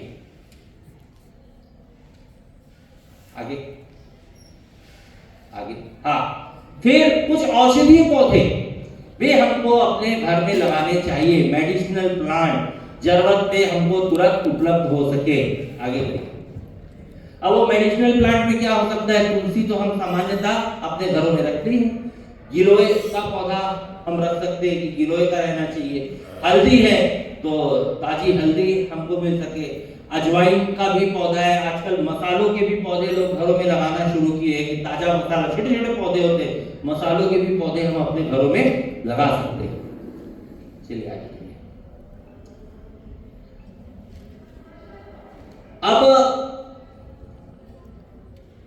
घर में जो बचे हुए सब्जी के फल, छिलके, छाछ, दूध है, इनसे हम खाद बना सकते हैं, जैविक खाद बना सकते हैं। जीवामृत, अमृत पानी, घन जीवामृत, गोबर खाद, ये कृषि में उपयोग होता है। जब आगे जब हमारा विषय रहेगा गो आधारित खेती का, और जो बच्चों को ग्रंथ मिलेगा उसमें इसका निर्माण किस प्रकार से किया जाता है वह भी रहेगा। किचन गार्डन में बहुत अधिक इसकी आवश्यकता नहीं रहती, फिर भी कोई चाहे तो थोड़ा सा जीवामृत, घन जीवामृत पौधों में डाल सकते हैं। अब जीवामृत कैसे बनाना, तो सब्जी, फल के छिलके, अनाज, उसको लेके मिक्सी में पीस लीजिए। बोतल में उसको 48 घंटे तक भर के रख दीजिए, सड़ने दीजिए, दुगना पानी मिला दीजिए और प्रतिदिन पौधों को 250 से 300 ml जड़ में डालें। यह पौधों को जल के साथ पौष्टिक उर्वरक मिलता रहता है। हर घर में सब्जियां बचती है सब्जियां, छिलके है, जो भी है, मत फेंकिए, पीस लीजिए, पीस के खाद के रूप में आप उसका उपयोग कर सकते हैं। जीवामृत अगर आप बनाना चाहते हैं तो एक पका हुआ केला, 100 ग्राम दही और 50 ग्राम गुड़ को मिलाकर 72 घंटे तक सड़ने दें। उसके बाद 4 लीटर साफ पानी मिला दें, गमलों में जड़ के पास इसको सप्ताह में एक बार दें। इससे भी ग्रोथ बहुत अच्छी मिलेगी। किसी भी प्रकार का खाद, बाहरी खाद आपको डालने की आवश्यकता नहीं है। जीवामृत अपने आप में श्रेष्ठ खाद है। तो एक पका हुआ केला, 100 ग्राम दही और 50 गुड़, सप्ताह में एक दिन पौधे को पूरा जो आहार चाहिए वो मिल गया। अब कीट नियंत्रक कैसे बनाना? भाई हमको कीट नियंत्रक, कीड़े लगते हैं, स्वाभाविक है। फसल आएगी, फल लगेंगे, सब्जियां लगेगी तो कीड़े भी आएंगे। कीड़े आएंगे तो फसल को नुकसान पहुंचाएंगे। तो क्या करना? घर में उपलब्ध पुराना छाछ, अगर पुराना छाछ उपलब्ध है तो विकल्प के रूप में गोमूत्र, अगर छाछ नहीं है, मठा, मही जिसको बोलते हैं, नहीं है तो गोमूत्र, गाय का जो पेशाब होता है, ताजा है, 2 दिन या 4 दिन पुराना है, उसमें नीम का पत्ता, हरा मिर्च, लहसुन डाल के आगे करिए। 1 लीटर छाछ या 1 लीटर गोमूत्र, अगर छाछ नहीं है तो गोमूत्र, हरा मिर्चा 10 नग, लहसुन की 1 कली, नीम पत्ता 50 ग्राम, इसको हम पीस कर और मिलाकर 72 घंटे रख दें। उसके बाद 10 गुना पानी मिलाकर सप्ताह में 1 दिन छिड़कना है। कोई भी कीड़ा हमारे पौधे में नहीं लगेगा, कोई भी कीड़ा। उसकी जो गंध है, उस गंध से कीड़े भाग जाते हैं। देखिए उसमें हमने क्या क्या मिलाया है?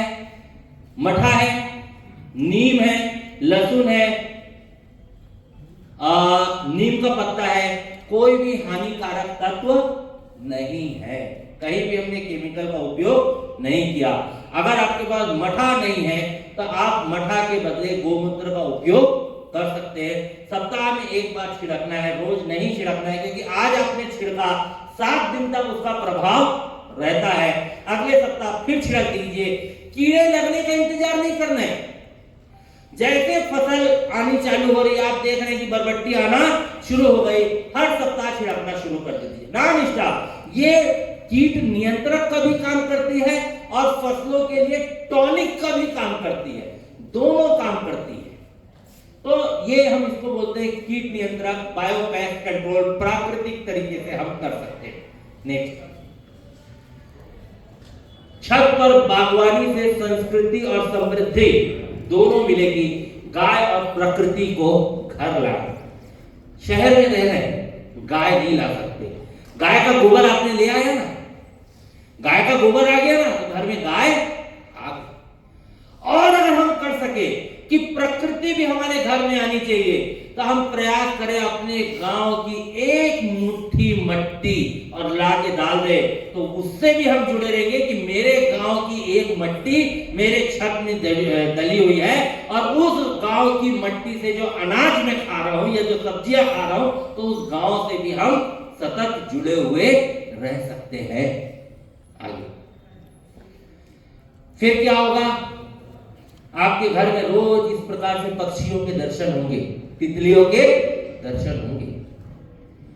जहां प्रकृति है, जहां सुंदरता है, जहां कुछ अच्छा है, वही ये लोग हैं। यानी आपके घर में कुछ अच्छा है, तब ये पक्षी, ये तितलियां, ये आपके घरों में ऊपर में मंडराती हुई दिखेंगी।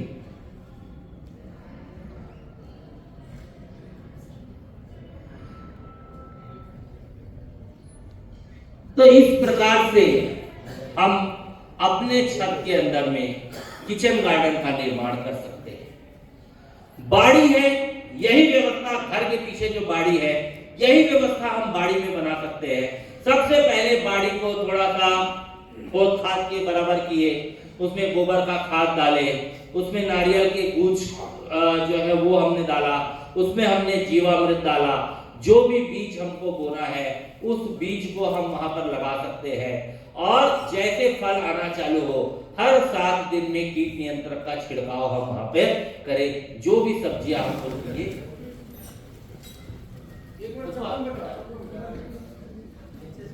नहीं कब रुमाल निकालो, रुमाल सबसे नीचे नीचे को पकड़ लीजिए ना, नीचे को स्टैंड को पकड़ के भेजो। नहीं वो गरम है, गरम होगा। वो सीढ़ी में रखिए।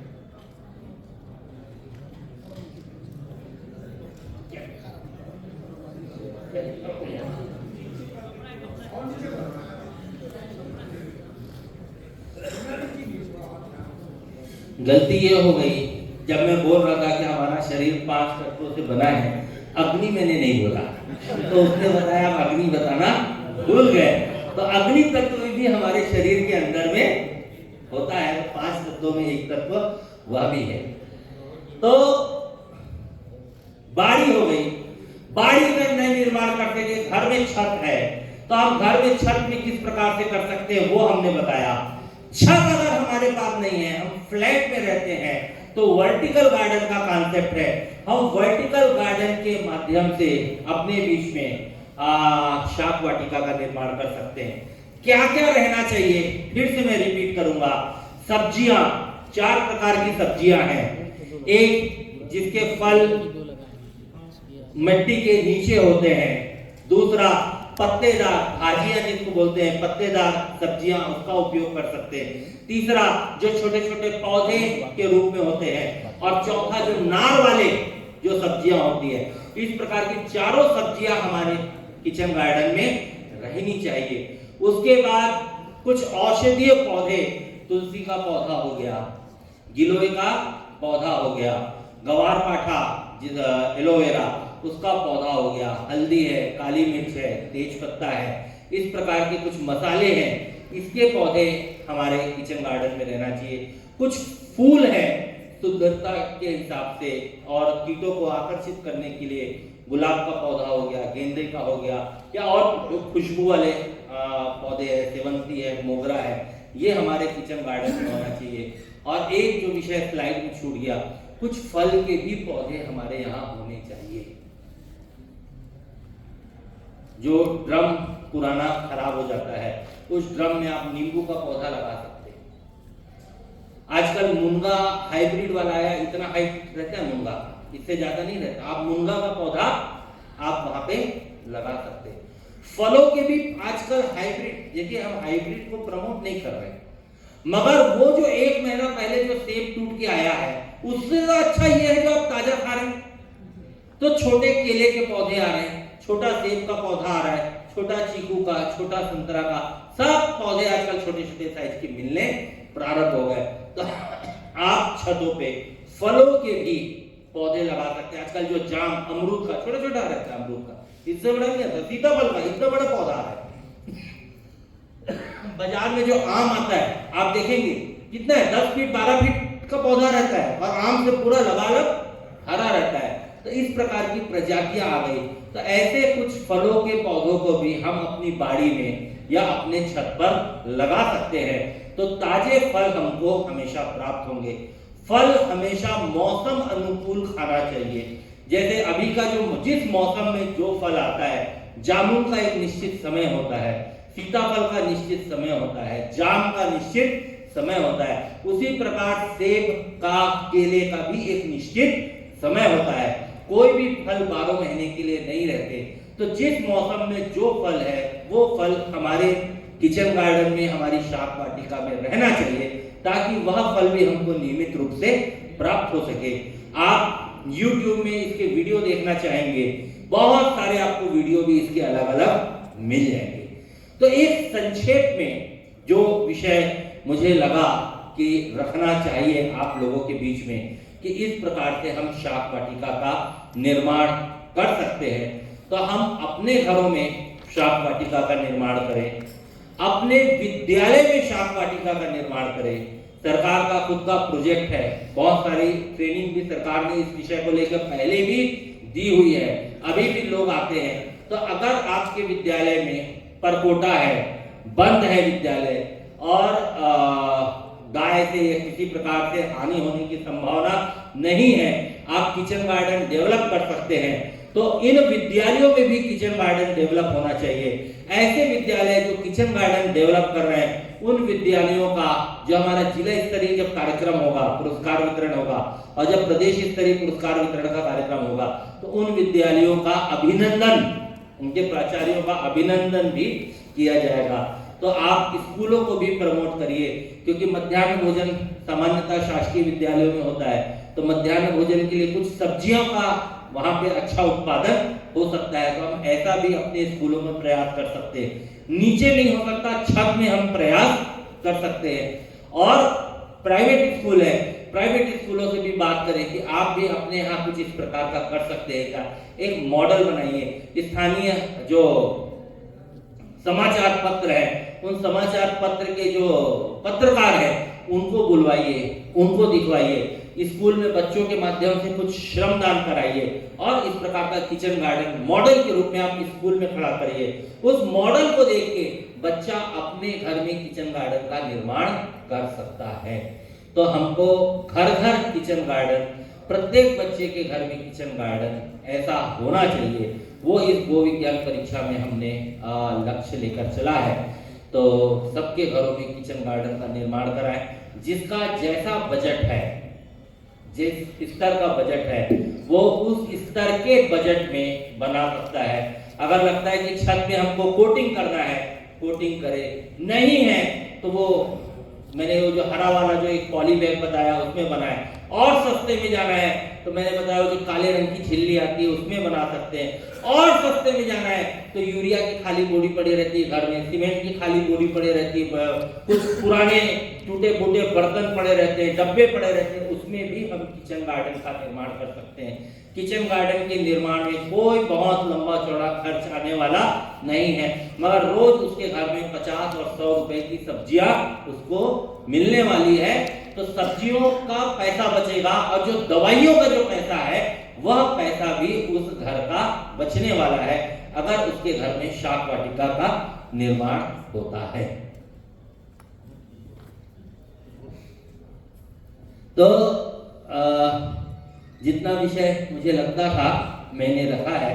अब आप लोगों के तरफ से इस विषय पर जो भी प्रश्न होंगे आप लोग पूछ सकते हैं। मैं एक एक करके सबके प्रश्नों का उत्तर देने का प्रयास करूंगा।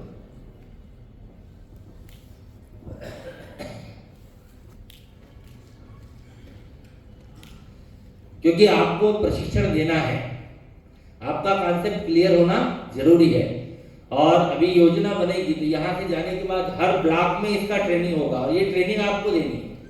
तो आपको जहाँ कंफ्यूजन लगता है, ये लगता है कि ये यहाँ दिक्कत आ सकती है, या ये चीज व्यवहारिक नहीं है, या ये समस्या, आप उससे पूछिए। भैया जी वो वाला माइक किधर दे दीजिए आप, एक तो माइक भी इधर दे देना। अच्छा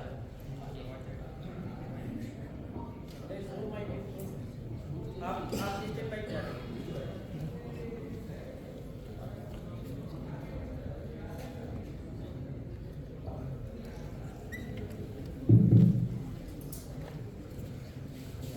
भैया जी, स्कूलों में सबसे बड़ी समस्या जो है बाउंड्री वाल का है। बाउंड्री वाल न होने के कारण हम लोग जो कार्य करना चाहिए किचन गार्डन का वो नहीं हो पाता, और जैसे अपन ट्रेनिंग देखते हो अधिकतर समस्या यही आएगी।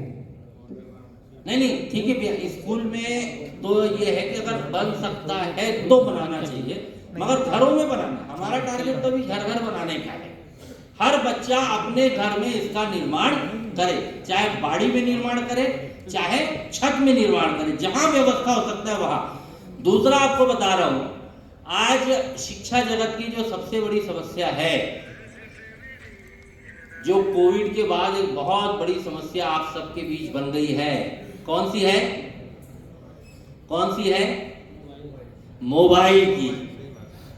सबसे बड़ी समस्या मोबाइल की बन गई है। तो बच्चा इससे जुड़ेगा तो मोबाइल से दूर होगा। 2 घंटा वो रोज श्रमदान करेगा, किचन गार्डन का काम करेगा, तो मोबाइल से दूर होगा। माता पिता भी खुश होंगे, बच्चे और बच्चा भी लगन से इस क्षेत्र में काम करेगा।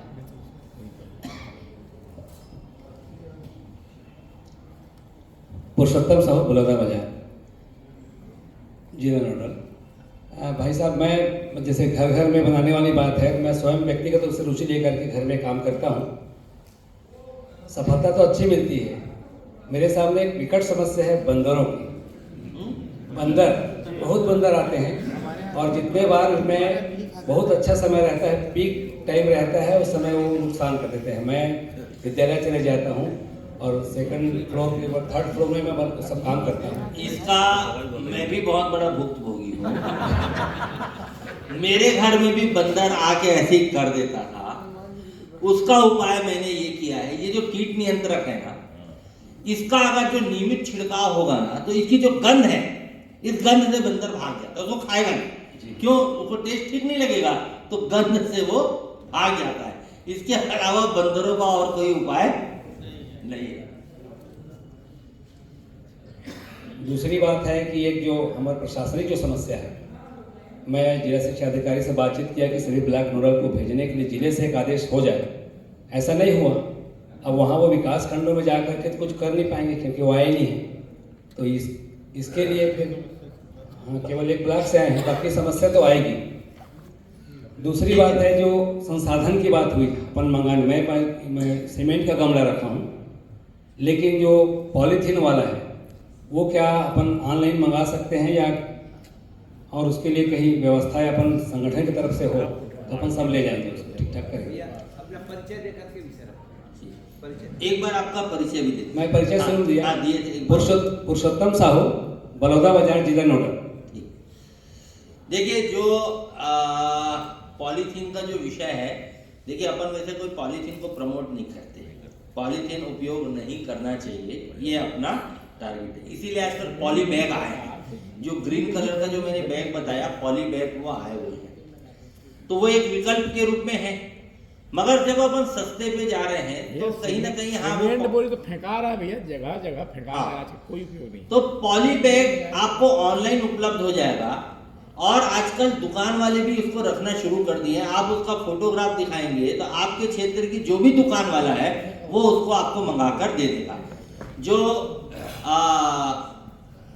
बरसाती बेचने का जो काम करता है, जो लोग भी दुकान वाले, सामान्यतः कपड़ा दुकान वाले रहते हैं या जो जनरल स्टोर्स वाले हैं, उनके पास आपको वो पॉली बैग प्राप्त हो जाएगा। आप फोटो दिखाएंगे, आपको 2 दिन 4 दिन में वो मंगा कर दे देगा।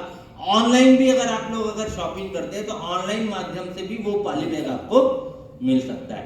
तो वो पॉली बैग 20 रुपए 30 रुपए से चालू होता है, साइज के अकॉर्डिंग आता है। आप कितना बड़ा ले रहे हैं, कितना बड़ा ले रहे हैं, कितना बड़ा ले रहे हैं, तो और पॉली बैग की लाइफ रहती है, वो 5 साल तक खराब नहीं होगा। 5 साल तक वो टिकता है, फटने से ही खराब होगा, बाकी तो वो खराब होने वाली चीज नहीं है। तो पॉली बैग एक अच्छा विकल्प है। और नहीं तो जो हमारे घर में मैंने बताया, पीपा पुराना सड़ा हुआ, मटकी जो फूट गई वो हो गया है, या इस प्रकार के जो तेल के डब्बे रहते हैं, या जो भी बॉटलें जो रहती है फेंकाई हुई जो रहती है, बड़ी बॉटलें 2 लीटर 3 लीटर की, तो उसका भी हम उपयोग कर सकते हैं। और बाकी जो एक आदेश वाला जो आपने बोला, तो चूंकि ये तो हमारा एक कार्यक्रम ही है, प्रशिक्षण देना ही है, आपके जिले में नहीं हो पाया तो आपके जिले में बात करेंगे। बाकी अधिकांश जिलों में तो पूरा आदेश बराबर निकल रहा है और इस प्रकार का भी आदेश की ब्लॉक लेवल पे मीटिंग ऑर्गेनाइज करके और सबको प्रशिक्षण देना है, यह भी हमारे कार्यक्रम का एक हिस्सा है।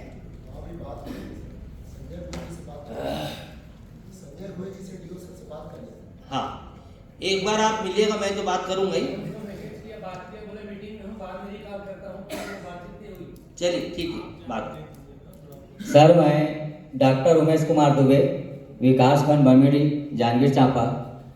मेरा प्रश्न ये है सर, किचन गार्डन का निर्माण करना है और अधिकांश सभी जगह, बहुत जगह स्कूलों में हो भी रहा है, लेकिन इसमें दिक्कत ये आ रहा है कि उसमें बच्चे जी किचन गार्डन में काम कर रहे हैं तो वो फोटो वायरल कर दे रहे हैं कोई ना कोई, जिसके कारण जो है जो शिक्षक है वो उसको पनिशमेंट किया जा रहा है। तो फिर बच्चे कहाँ वहाँ पे कार्य कर पाएंगे? यहाँ तो ऐसा लग रहा है कि केवल शिक्षक को ही सब काम मिला है, बच्चे पालक ना करें। ये दिक्कत है सर, मेरे विकास खंड में भी हुआ है। तो यदि उसको हम श्रमदान कराते हैं तो वहाँ पे तो हमको बैठी फावड़ा वगैरह जो जरूरत है वो तो रखना ही पड़ता है ना। तो उसको यदि देख रहे हैं तो इसके लिए कार्रवाई हो रहा है। ये तो शासकीय आदेश है कि बच्चों को श्रमदान कराना है करके जी, लेकिन कार्रवाई भी तो हो रहा है सर दूसरे पक्ष में। आप एक बार ना उसका वो भेजिएगा, वो भी एक बार अभी बात करेंगे, आज मंत्री जी भी मैं भेज दूंगा सर, उसका मीडिया पे ठीक बात है। भेज दूंगा मैं, वो हुआ है। स्पष्ट नीति रहना चाहिए। जी जी, क्योंकि यदि ऐसा होगा तो हमारा स्वच्छता अभियान भी चल रहा है, पर्यावरण चल रहा है, वो भी प्रभावित होगा। बिल्कुल बिल्कुल। जी धन्यवाद। जी नमस्ते, मैं सुरेश कुमार साहू, जांजगीर जिला अकलतरा ब्लॉक नोडल। सर जी के जो प्रश्न है उसको मैं थोड़ा जवाब अपने ढंग से देना चाहूँगा। वो जो जितना सस्पेंशन बमनी ब्लॉक में हुआ है वो वास्तव में बच्चों से काम कराया जा रहा था, लेबर का। ईटा गारा का काम हमें कहाँ जरूरत पड़ेगा, ईटा गारा का काम करा रही थी मैडम, कोई साग वाटिका के लिए काम नहीं करा रही थी। हाँ, सफाई करा रही थी। टीचर खड़े हैं, ऑर्डर कर रहे हैं, इसलिए ऑर्डर हुआ है। अगर टीचर भी कुछ काम करते रहते तो शायद सस्पेंशन नहीं होता। देखिए भैया ने बिल्कुल सही चीज बोला है। टीचर इन्वॉल्व होंगे तो समस्या नहीं आएगी। उन्होंने अच्छा समाधान बताया है इस चीज का कि अगर टीचर भी फावड़ा और गेंदी पकड़ के काम कर रहा है या टीचर भी झाड़ू पकड़ के झाड़ू लगा रहा है और साथ में बच्चे कर रहे हैं, तो कभी भी इस चीज को लेके कोई भी ना तो शिकायत होगी और ना कोई गलत इंटेंशन आएगा। मगर टीचर खड़े होके काम करा रहा है और बच्चे कर रहे हैं, तो इस समाचार को दूसरे रूप से कुछ लोग जो विघ्न संतोषी लोग हैं ये इसको ले जाते हैं। ठीक है, फिर भी इस विषय पे बात करेंगे। चलिए दूसरा। हाँ सर, सभी को नमस्कार। मैं विश्वम्भर दास, बलरामपुर जिला से, शंकरगढ़ विकास खंड। सर मेरा, आप जो अभी बताए कि साक वाटिका से बच्चे मोबाइल से दूर होंगे, बहुत अच्छी बात है, बहुत अच्छा समाधान है। लेकिन एक समस्या ये है कि अभी शासन द्वारा बहुत से कार्य शिक्षकों को मोबाइल से ऑनलाइन करना पड़ता है, बहुत से कार्य सर, और उसके चलते शिक्षक मोबाइल में लगे रहते हैं, बहुत कार्य को मोबाइल से करते हैं। तो मैं ये चाह रहा था कि उसके लिए सभी विद्यालय में एक लिपिक का या तो हो जाता नियुक्ति, जिससे सभी गुरुजी उससे व्यस्त नहीं रहते। नहीं तो बच्चे देखेंगे कि हमारे गुरुजी ही मोबाइल में व्यस्त हैं और हमको कहते हैं कि मोबाइल से दूर रहो।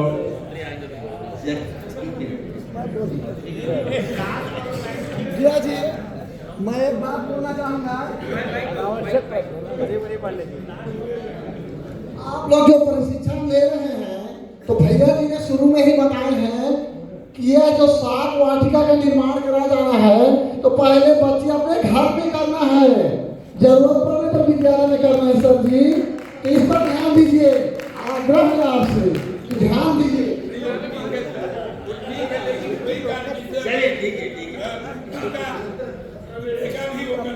चलिए हम विषयांतर हो रहे हैं। साग वाटिका के निर्माण पे हम बात करें तो ज़्यादा अच्छा है। बच्चा घर में भी करे, साथ ही साथ शिक्षक घर में भी करे और विद्यालय में भी कराए। और विद्यालय में कराए तो वो साथ रह के कराए, तो कोई फोटो भी नहीं खींच सकता और कोई वीडियो वायरल भी नहीं कर सकता। हम करते क्या है, हम ऑर्डर देते हैं कि जाओ यहाँ को खोदो।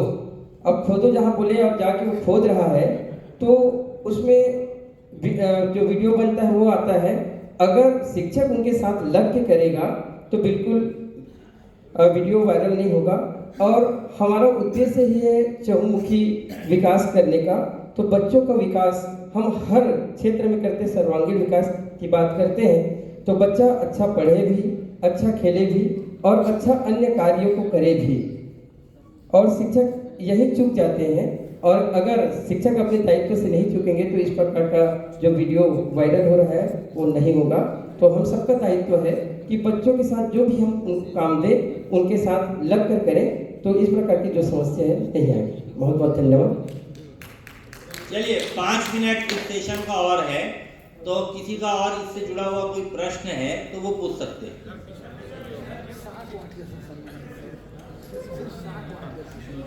जी, मैं दिनेश कुमार यादव, बलरामपुर जिले से, कुसमी ब्लॉक नोडल, ब्लॉक कुसमी है अपना। मेरा प्रश्न था सर कि जो हम साग वाटिका का निर्माण किए हैं उसमें एक दो लोगों को मैं देखा कि एक्सपायरी जो टेबलेट होती है या सिरप उसको बहुत सारा हॉस्पिटल से लेकर के जा रहे थे। तो मैं उनसे मिला और बोला कि क्या रखे हैं, प्लास्टिक में बहुत सारा दवाई दिख रहा था, खाने से ज़्यादा मतलब 5-7 किलो जैसा टेबलेट। तो बोली कि घर में कमला रखी हूँ और उसमें जो है साग सब्जी लगाई हूँ, पैरासीटा और जो भी टेबलेट होगा कैप्सूल वगैरह उसको पीस करके और उसमें हम डाल देते हैं तो उसका ग्रोथ जो है बहुत ज़्यादा होता है, उत्पादन भी बहुत ज़बरदस्त है। तो क्या ये सही है या गलत है? भैया ये सब मिथक है ना, और ये सबसे बचना चाहिए, और कोई कर रहा है तो उसको भी समझाना चाहिए। ये सब चीजें गलत है। जी सर नमस्कार, मैं रुपेश पांडे बेमेतरा ब्लॉक से। आज का जो विषय रहा शाक वाटिका निर्माण का, मैं अपना अनुभव बताना चाहूँगा। मैंने अपने छत में लगभग 700 से 800 स्क्वायर फीट में एक किचन गार्डन का निर्माण किया है और ग्रो बैग के माध्यम से मैं सब्जियां उगाने का प्रयास किया हूँ। शुरू में कोई भी जब लगाने का प्रयास करेगा तो कुछ बेसिक चीज़ों की समस्या जो है उसके सामने में आएगी, जैसे कि यदि मिट्टी, कोकोपीट और किसी भी प्रकार के हस्क वगैरह का अगर मिश्रण नहीं करेंगे तो वो एकदम जम जाता है मिट्टी जो। तो मैंने इस वर्ष पूरे एकदम सिस्टम के साथ लगाने का प्रयास किया है, जिसमें कि टमाटर है, बहुत आराम से बहुत अच्छे ढंग से ग्रो हो रहा है, धनिया है, मिर्च है, और एक फैमिली के लिए यदि 5 पौधे भी आपने मिर्च के लगा दिए हैं तो प्रतिदिन आपको उसमें से मिर्च निकल जाएंगे 15 से 20। अभी बहुत अच्छा प्रोडक्शन लौकी और जो चक्री वाला कुंभड़ा है उसका प्रोडक्शन बहुत अच्छे से हो रहा है। मैंने बहुत अच्छे से 10 पौधे लगाए हुए थे भिंडी के, वो भी बहुत अच्छे से हो रहा था। गवार फली बहुत अच्छे से हो जाता है। तो आज का ये जो सेशन है मेरे लिए बहुत सार्थक रहा। कुछ परिवर्तन करके उसको और बेहतर किया जा सकता। आप ये बताइए, आपने साग वाटिका बनाई है? जी सर। आप तो सब्जी खा रहे हैं जी, साथ में कितने लोगों को खिला रहे हैं वो भी बताइए। अब मेरे आसपास जो मेरे मित्र मंडली में है सर, उनके हम बिल्कुल पहुंच ही जाते। आपको बता दूं, एक घर में शाक वाटिका बनेगी ना तो कम से कम 4 से 5 घरों में सब्जियां पहुंचेगी। आपने एक बीज लौकी का डाल दिया, एक बीज, एक नार निकला, तो लौकी कितनी हुई? 12-15। तो रोज रोज कोई लौकी खाएगा क्या? नहीं खाएगा। तो एक बार 2 बार लौकी खाया, बाकी लौकी वो काटेगा और किसको देगा? तो आप 5 घर को भी सब्जी पहुंचाना, ठीक है, उसके घर की रोज सब्जी नहीं हो सकती, मगर आपकी सब्जी आजू बाजू के घरों में भी जाएगी, आप ये मान के चलिए। कद्दू हो गया, एक बड़ा कद्दू हुआ, कितने दिन खाओगे कद्दू? एक पौधे में 5 कद्दू निकल गया, कितने दिन खाएगा आदमी? अब आ जाएगा ना। तो पड़ोसी को भी जाता, इसलिए मैंने उनसे वो चीज को पूछवाया। जय गौ माता की। आदरणीय सर, आपको तो प्रथम मैं धन्यवाद ज्ञापित करूंगा कि इतनी सुंदर जानकारी ने आपने हमारे बीच रखी, और मैं धन्यवाद ज्ञापित करूंगा हमारे सहायक संचालक, मैं डॉक्टर दीपक साहू बेमेतरा जिला से हूँ, बेतला ब्लॉक नोडल। पहले तो धन्यवाद ज्ञापित हमारे सहायक संचालक महोदय और नीलेश तिवारी जी और हमारे कौशले सर का, कि मुझे ये दायित्व दिया और बहुत सारी जानकारी मुझे प्राप्त हुई। मैं अपने घर का छोटा साझा करना चाहूँगा, जैसे पांडे जी ने साझा किया।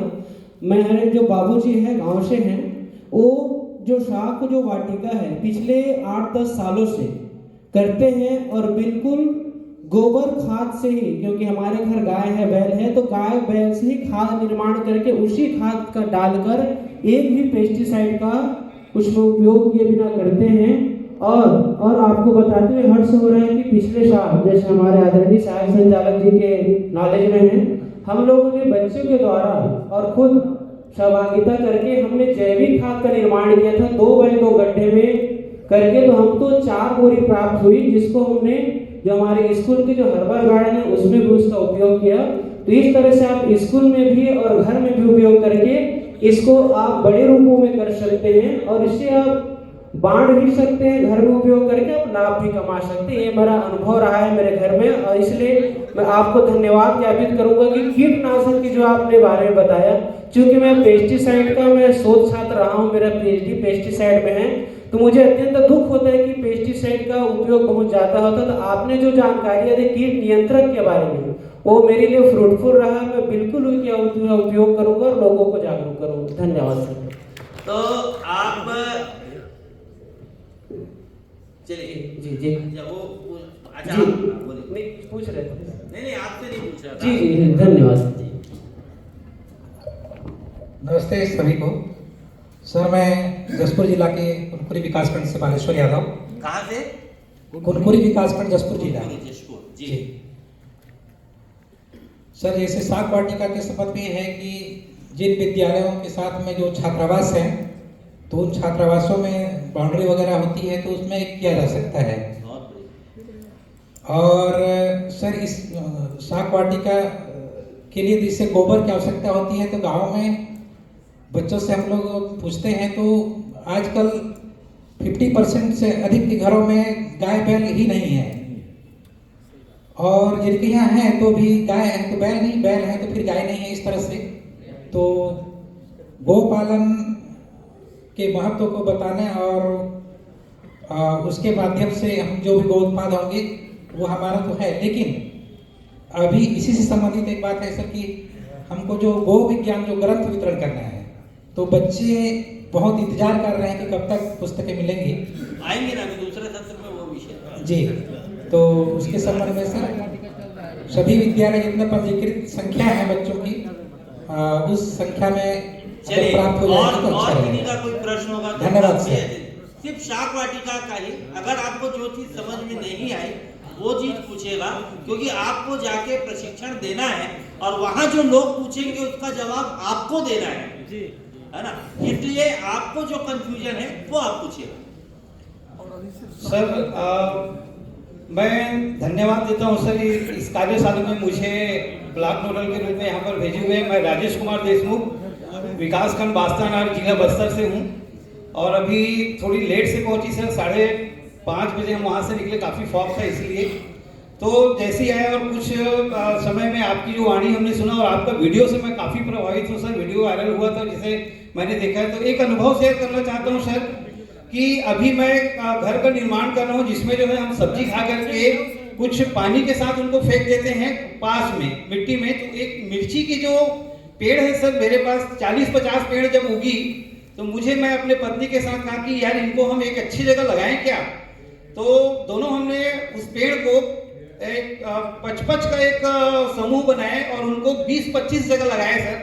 ये मेरा पहला अनुभव था जो कि आज यहाँ पर मैं शेयर करना चाहूँगा।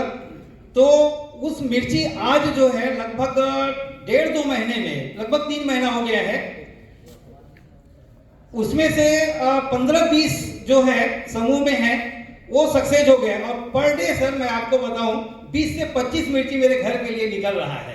तो उसको देख करके आज मुझे इतना खुशी हुआ कि क्योंकि एक परिवार, 2 पति पत्नी और 2 बच्चे रहते हैं, 20 मिर्ची हमारे पर डे निकल रहा है, तो वो तो बहुत खुशी की बात है। जिनको हम बाजार से हम लेकर के आते हैं, 1 पाव भी लेके आते हैं तो 20 रुपये हमको पड़ता है।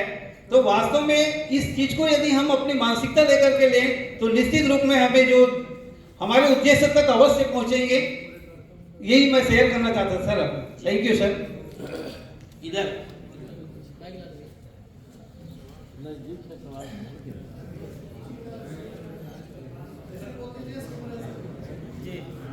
चलिए आप ऐसे बोल। जी भैया, मैं सूरजपुर जिले से प्रेमनगर खंड नोडल श्रवण कुमार साहू नाम है। और मेरा प्रश्न है भैया, अभी जैसे साग वाटिका निर्माण के संबंध में बहुत सारे विषय आए, तो इसमें हम गौ उत्पाद और गाय से जो हम जैविक खेती के माध्यम से निर्माण कर रहे हैं, हरी जो भी सब्जियां हैं, तो ये सब का हम लोगों को समझ में आ गया। मैं एक प्रश्न ये पूछना चाहता हूँ कि आजकल मशरूम की खेती जो है वो भी क्या है, उसका भी लोगों को मतलब चाहिए उसके बारे में। तो इस साग वाटिका के अंतर्गत मशरूम की खेती आएगी, वो भी कर सकता है, जिसको करना है कर सकता है। देखिए अब ये है कि आदमी के इंटरेस्ट का विषय है। मैंने बता दिया 4 प्रकार की सब्जियां होती है, तब उसमें एक 5वां प्रकार आप मशरूम भी जोड़ लीजिए। आजकल लोग केसर की खेती घर में कर रहे हैं, अलग अलग मसालों की खेती कर रहे हैं। तो देखिए उसमें कहीं कोई बंधन नहीं है, उसकी जो रुचि है वो लगाए, होना चाहिए। ये बड़ा विषय है कि वो होना चाहिए उसके घर में। क्योंकि भैया जब हम फील्ड में जाएंगे ना, फिर सारे चीज को कर रहे बिल्कुल हैं। बिल्कुल। मशरूम की देखिए ये कोई पंच लाइन नहीं है कि आपको यही करना है, ये तो एक कॉन्सेप्ट है कि आपके घर में शाक वाटिका होनी चाहिए। आपको लौकी खाना है आप लौकी उगाइए, आपको कुमड़ा खाना है आप कुमड़ा उगाइए, आपको भिंडी खानी है आप भिंडी उगाइए। अब मान लीजिए ग्रंथ में लिखा रहेगा 5 प्रकार की सब्जी का नाम लिखा रहेगा, तो बोले भैया ये 5 ही उगाना है, ये 6वां नहीं। अरे आपको जो खाना है वो उगाइए। मतलब ये तो एक प्रतीकात्मक है कि हम ये चीजें कर सकते हैं। अब जैसे ये जो वीडियो बना है, ये वीडियो कहाँ से बना, तो हमारे जो अखिल भारतीय प्रमुख है वो कहाँ रहते हैं, वो बेंगलोर में रहते हैं। और वहाँ जड़ी सब्जी नहीं होती, तो आपको बोला जड़ी के नाम नहीं है, हमारा जड़ी खाना है, अरे जड़ी भी करवत्ता भाजी खाना है, तो चेंज भाजी खाना है, तो उसका कोई वो नहीं है, आप कर सकते हैं। चलिए ठीक है भैया। तो हाँ एक आखिरी प्रश्न है बस पूछे। मैं डॉक्टर अनुपम तिवारी सीनियर विश्वविद्यालय कोटा बिलासपुर से हूँ। अभी सर का प्रेजेंटेशन था भैया का, काफ़ी अच्छा था। मैं इसमें 1-2 चीज़ बताना चाहूँगा कि हमारा विश्वविद्यालय में ग्रामीण प्रौद्योगिकी विभाग है जो इस सारे कंपोनेंट पे काम तो कर ही रहे हैं। मैं ये बताना चाह रहा था कि आप लोग अगर शाक वाटिका के प्रशिक्षण करेंगे तो हमारे पास सिंदूरी आदि की कुछ बीज है, वो डेली यूजेस के पूजा वगैरह में भी काम आते हैं। वो पौधा के लिए बीज आप काहे के बीज है? सिंदूरी। अच्छा सिंदूर के। इसके अलावा एक प्रोजेक्ट पे हम लोग काम कर रहे हैं एजोला पिनाटा की वैरायटी का, जो आपका ये हरी खाद जो है ब्लू ग्रीन एल्गी, उसका हम लोग आसपास के गांव में भी डेवलप कर रहे हैं प्रोजेक्ट के थ्रू। तो उसमें बस थोड़ा सा कल्चर लगता है और एक गड्ढा। भैया जो बिलासपुर के हमारे जो नोडल हैं, कहाँ है बिलासपुर वाले भैया, आप उनके संपर्क में रहिएगा। आप बिलासपुर के जिला के नोडल हैं और आपका भी विश्वविद्यालय बिलासपुर में है ना, तो कम से कम बिलासपुर क्षेत्र में उसका प्रयोग तो हो सकता है। वो हम सबको कल्चर दे देंगे तो अपने घर में वो खाद बना सकते हैं। बिल्कुल, तो आप उनके संपर्क में रहिएगा। आप अभी भैया के साथ में आप लोग शेयर करें। मेरा नंबर तो हाँ बोलिए, वहीं से बोलिए। शाक वाटिका के जो कॉन्सेप्ट है बहुत अच्छा है। मैंने इस संबंध में हमारे जिला शिक्षा अधिकारी से भी चर्चा किया था, वो उसमें सहमत है। और छोटे बच्चे बड़े बच्चे इसमें नहीं है, सेवा उसके मन में आना चाहिए। उस सेवा के माध्यम से हम उनको श्रम के प्रति एक निष्ठावान बना सकते हैं। ये श्रम विभाग के अंतर्गत भी नहीं आता, इसमें डरने वाली बात नहीं है। और मैं स्वयं भी अपने छत पे शाक वाटिका का निर्माण विगत वर्ष से कर रहा हूँ और मुझे अच्छा अनुभव है इसका। और स्कूल में भी हमने, विद्यालय में भी हमने बना के रखा है बच्चों को साग। वहाँ भी हम लोग सेवियाँ कई प्रकार की जो साग सब्जी वो बच्चों के सहायता से ही हम लोग लगाते हैं। इसमें हम अभी तक किसी प्रकार की कोई समस्या नहीं आए हैं, न पत्रकार का न न्यूज नेशन का किसी प्रकार की समस्या, सीधा बच्चे आते हैं। वैसे मैं स्काउट के बेसिस से जुड़ा हुआ हूँ और उनके वजह से मिडिल स्कूल में कोई समस्या ऐसा भी नहीं है। आप अच्छे कार्य कर रहे हैं, बच्चों को श्रम से जोड़ रहे हैं, इसलिए आप डरे नहीं और खुल के इसका समर्थन। बहुत अच्छा चीज़ है, बहुत अच्छा कॉन्सेप्ट है, हम सबको करना चाहिए, बच्चों को प्रेरित करना चाहिए। क्योंकि बच्चे वैसे भी श्रम से काफ़ी दूर चले गए हैं और जिसके कारण से उसके अंदर कई प्रकार की बुराइयाँ आ गई है, तो हमको श्रम से जोड़ना जरूरी है। ठीक है सर, तो मैं एक बार पुनः धन्यवाद देता हूँ कि बहुत अच्छा कॉन्सेप्ट है, हमको सब बच्चों तक इसको ले जाना। धन्यवाद। चलिए 2-3 ऐसे प्रश्न थे जो मुझे लगता है आने चाहिए मगर वो नहीं आए, तो मैं खुद ही आपको बता देता हूँ क्योंकि वो प्रश्न वहाँ आएगा बाद में, आप मेरे से फोन करके पूछिए। जैसे एक प्रश्न मेरे, हाँ बोलिए। जैसे शाक वाटिका के कॉन्सेप्ट में भूमि तैयार करने के लिए जैसे आपने बताया कि 20% चिकनी मिट्टी और 60% गोबर खाद और 30% 50% गोबर खाद और 30% नारियल का बोझ, ये छत पर के लिए है कि जमीन के लिए? ठीक है, देखिए वैसे तो ये गमले के लिए है और जमीन में भी अगर आप नारियल का बोझ डालेंगे तो उन्होंने एक प्रैक्टिकल प्रॉब्लम बताया जो कर रहे हैं, मिट्टी ठस हो जाती है, बोले मतलब एकदम ठस हो जाती है और अगर आप उसमें ये नारियल का गूच और ये डालेंगे तो मिट्टी पोली रहती है, जड़ को फैलने के लिए पर्याप्त जगह मिलेगी और जितनी जड़ नीचे जाएगी उतना फल का उत्पादन ज्यादा होगा। मेन कॉन्सेप्ट उसका वही है। बाकी आप जमीन में भी कर सकते हैं और वहां पे भी कर सकते हैं। जमीन में रोज वो निदाई कोड़ाई करना पड़ते रहेगा, कोड़ाई करना पड़ेगा बीच बीच में, ताकि वो जमीन आपकी भुरभुरी रहनी चाहिए, पोली रहनी चाहिए, जड़ को फैलने के लिए पर्याप्त जगह मिलनी चाहिए। जरूरी नहीं है कि हर जगह वो नारियल का छिलका डालें, वो कॉन्सेप्ट छत के लिए ही है, मगर यहाँ पे भी आप उसका उपयोग कर सकते हैं, ना भी करें तो भी चलेगा। गोबर खाद के बारे में भी थोड़ा सर, आप सभी को मेरा सादर नमस्कार। मैं रायपुर जिला की अभनपुर ब्लॉक से हूँ। मेरा नाम तुलचंद साहू है। मैं अपने छोटा सा बाड़ी है उसमें फसल उगाता हूँ सर, और थोड़ा बहुत निकल जाता है तो सप्ताह में 2-3 बार मंडी डूमर तराई भिजवा देता हूँ। आज ही भिजवाया था सर प्याज और तिवड़ा भाजी, और अच्छी रेट में गया है वो। आप प्रयास करिए उसको जैविक करने का। अभी आप जैविक ही हो रहा है सर। अरे वाह, बहुत अच्छी बात।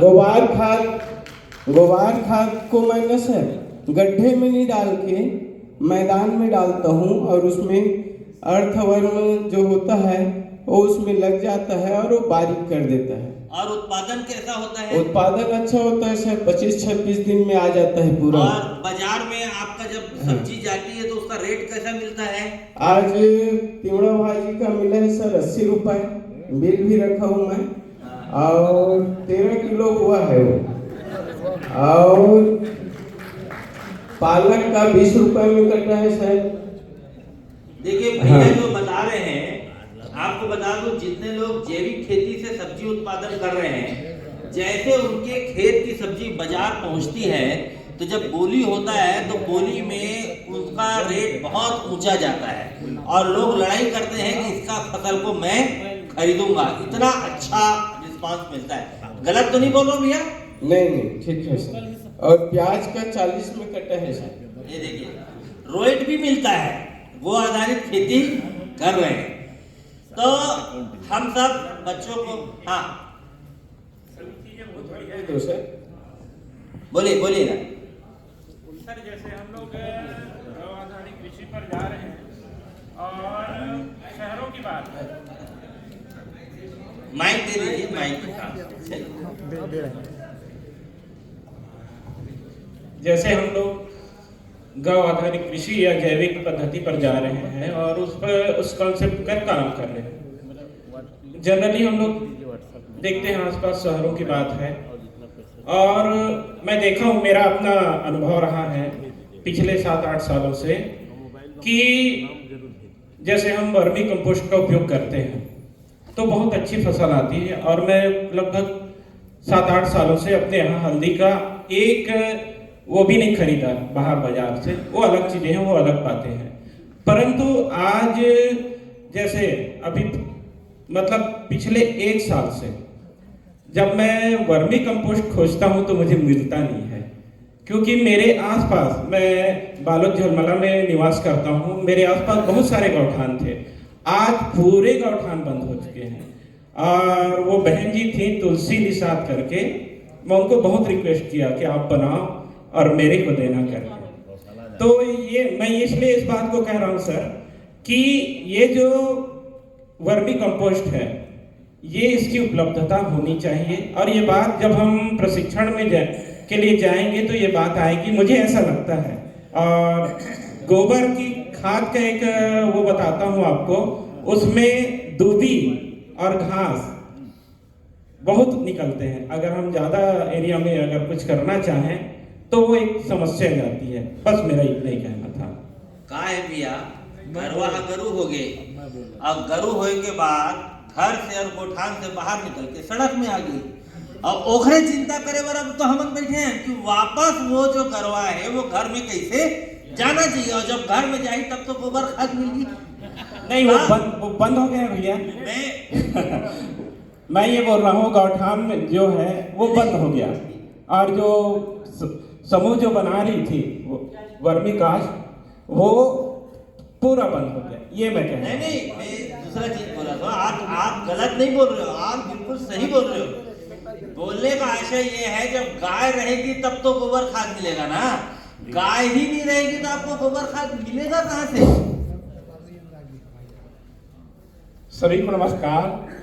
मैं ये चाहता हूँ, मैं अपनी बात बता रहा हूँ। मैं स्वयं अपने घर में, मैं मनबोध बेहरा इस समिति के हमारे रायगढ़ जिला के संयोजक हूँ। मैं स्वयं घर में गाय पाला हूँ और गाय ऐसे पाला हूँ, वहीं पर मेरा गड्ढा है और वहीं पर मेरा साग भाजी का जो ये बाड़ी है और मैं स्वयं करता हूँ इस कार्य को। अभी वर्तमान में मैं गौ के मूत्र और गौ माने गोबर से मैं लगाया हूँ धनिया पत्ती, लाली भाजी, मुरई भाजी, मेथी भाजी और बर्रे भाजी, और अभी सब तैयार हो गया है। मेरे गाड़ी में रखा हुआ है। मेरा लड़का डॉक्टर है बिलासपुर में, छोड़ते जाऊँगा मैं।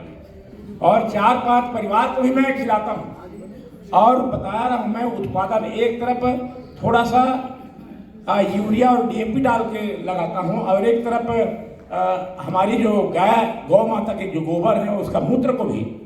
तो ये जो कृत्रिम हमारा जो गोबर से जो और गौमूत्र से है और ये DAP और यूरिया से, उससे कहीं उसका उत्पाद ज़्यादा है। मैं परीक्षण है, ये मैं स्वयं परीक्षण किया हूँ इस बात को और आप सही में प्रभावित होकर के इस कार्य को मैं किया हूँ। तो ये है प्रमाण भाई, मैं स्वयं प्रमाण हूँ। गाड़ी में रखा हुआ है, यदि देखना चाहें तो। अभी बिलासपुर छोड़ते जाऊँगा। चलिए तो भैया, अब अगले सत्र में हम बैठेंगे तो चर्चा करेंगे। तो ये जो हमारा शाक वाटिका का जो सत्र है वो यहाँ पे हमारा पूर्ण हो रहा है। 15 मिनट का ब्रेक है। किसी को बाहर अगर जाने की इच्छा है तो 15 मिनट के लिए जा सकते हैं। ठीक 1:15 पे हम अपना दूसरा जो सत्र है वह प्रारंभ करेंगे। बाहर गेट के बाहर एक अनुरोध है, मत जाइएगा। और जी क्या चीज पे? अच्छा वो छूट गया। हाँ जो आने वाला है। देखिए अभी प्रश्न आएगा जब आप टीचर बात करेंगे, भैया जितने लोग गो विज्ञान परीक्षा में भाग लिए उतने ही लोगों को ट्रेनिंग देना है कि सब बच्चों को ट्रेनिंग देना है? आएगा ना? आएगा ना? तो हमको सब बच्चों को ट्रेनिंग देना है। गो विज्ञान परीक्षा में जो भाग लिया है वो बच्चे को बोनस नंबर गो विज्ञान परीक्षा में मिलेगा और बाकी बच्चे भी अपने घर में किचन गार्डन बनाए, उसके लिए आपको उनको भी प्रेरित करना है। ऐसा नहीं कि जो परीक्षा में भाग लिया, जैसे किसी स्कूल में 50 बच्चे हैं, परीक्षा में कितने भाग लिए? 10 लोग भाग लिए, तो 10 ही लोगों को प्रशिक्षण देना है, ऐसा नहीं है। हमको पूरे के पूरे बच्चों को प्रशिक्षण देना है और अधिकाधिक घरों में किचन गार्डन का निर्माण हो, इसके लिए हमको प्रमोट करना है। क्लियर है ना भैया ये विषय सबको? क्योंकि ये प्रश्न देखिए आप करे जाएंगे ना तो आएगा। दूसरा, कई जगह ये प्रश्न आएगा, अरे भैया वो खर्चा, बच्चे लोग खर्चा नहीं कर पाएंगे, ऐसा है। तो देखो इसमें कहीं, इसलिए मैंने तीनों विकल्प बता दिया, फोकट वाला भी बता दिया और पैसे वाला भी बता दिया।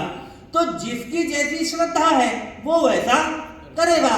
फ्री में करना है तो अलग अलग टूटा फूटा बर्तन ये वो इधर उधर से इकट्ठा करके मिट्टी विट्टी डाल के वो अपना फ्री में कर लेगा।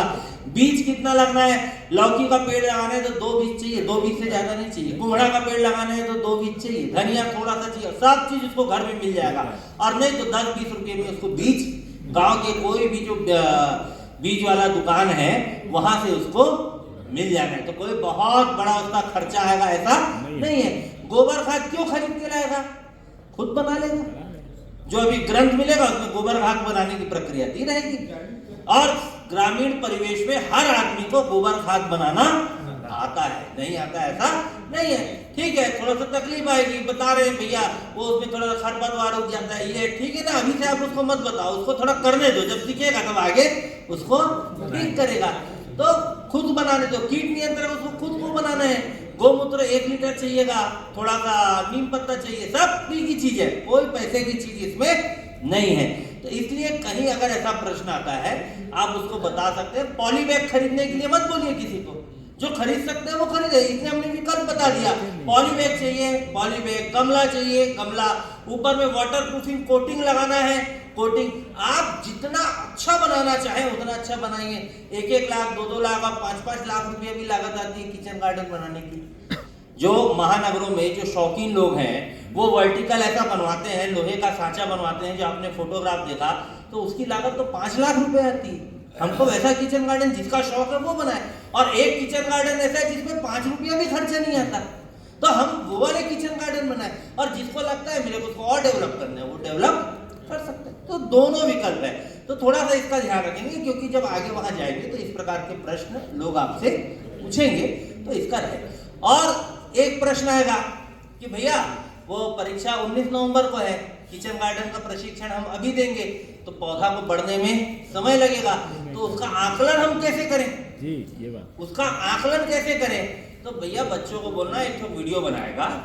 हमारा उद्देश्य ये है बच्चा घर में किचन गार्डन लगाए। अगर वो लगाएगा, आप देखिए, आप सब चाइल्ड साइकोलॉजी को जानते हैं, अगर बच्चे ने पौधा लगाया है ना तो वो निश्चित रूप से पानी देगा, उसकी देखरेख करेगा ही करेगा, और जैसे उसमें फल आएगा घर वाले को बोलेगा मम्मी मेरे को इसकी सब्जी खाना है, बना कर दो, क्योंकि ये पेड़ को मैंने लगाया है। जैसे हम बोलते हैं ना, अरे भैया मोर बाड़ी की सब्जी है, मोर खेत के धान है, मोर घर के जाम है, मोर घर के आम है, मोर घर के गैया के दूध है, एक भाव जो रहता है, तो वो भाव बच्चे के अंदर रहेगा। मेरा उगाया हुआ पौधा का तो रहेगा, तो ये भी चीजें वहां पर रहने वाली है। तो इसका थोड़ा सा हम सब ध्यान रखेंगे। ठीक 15 मिनट के बाद हम सब यहाँ पर इकट्ठा होंगे।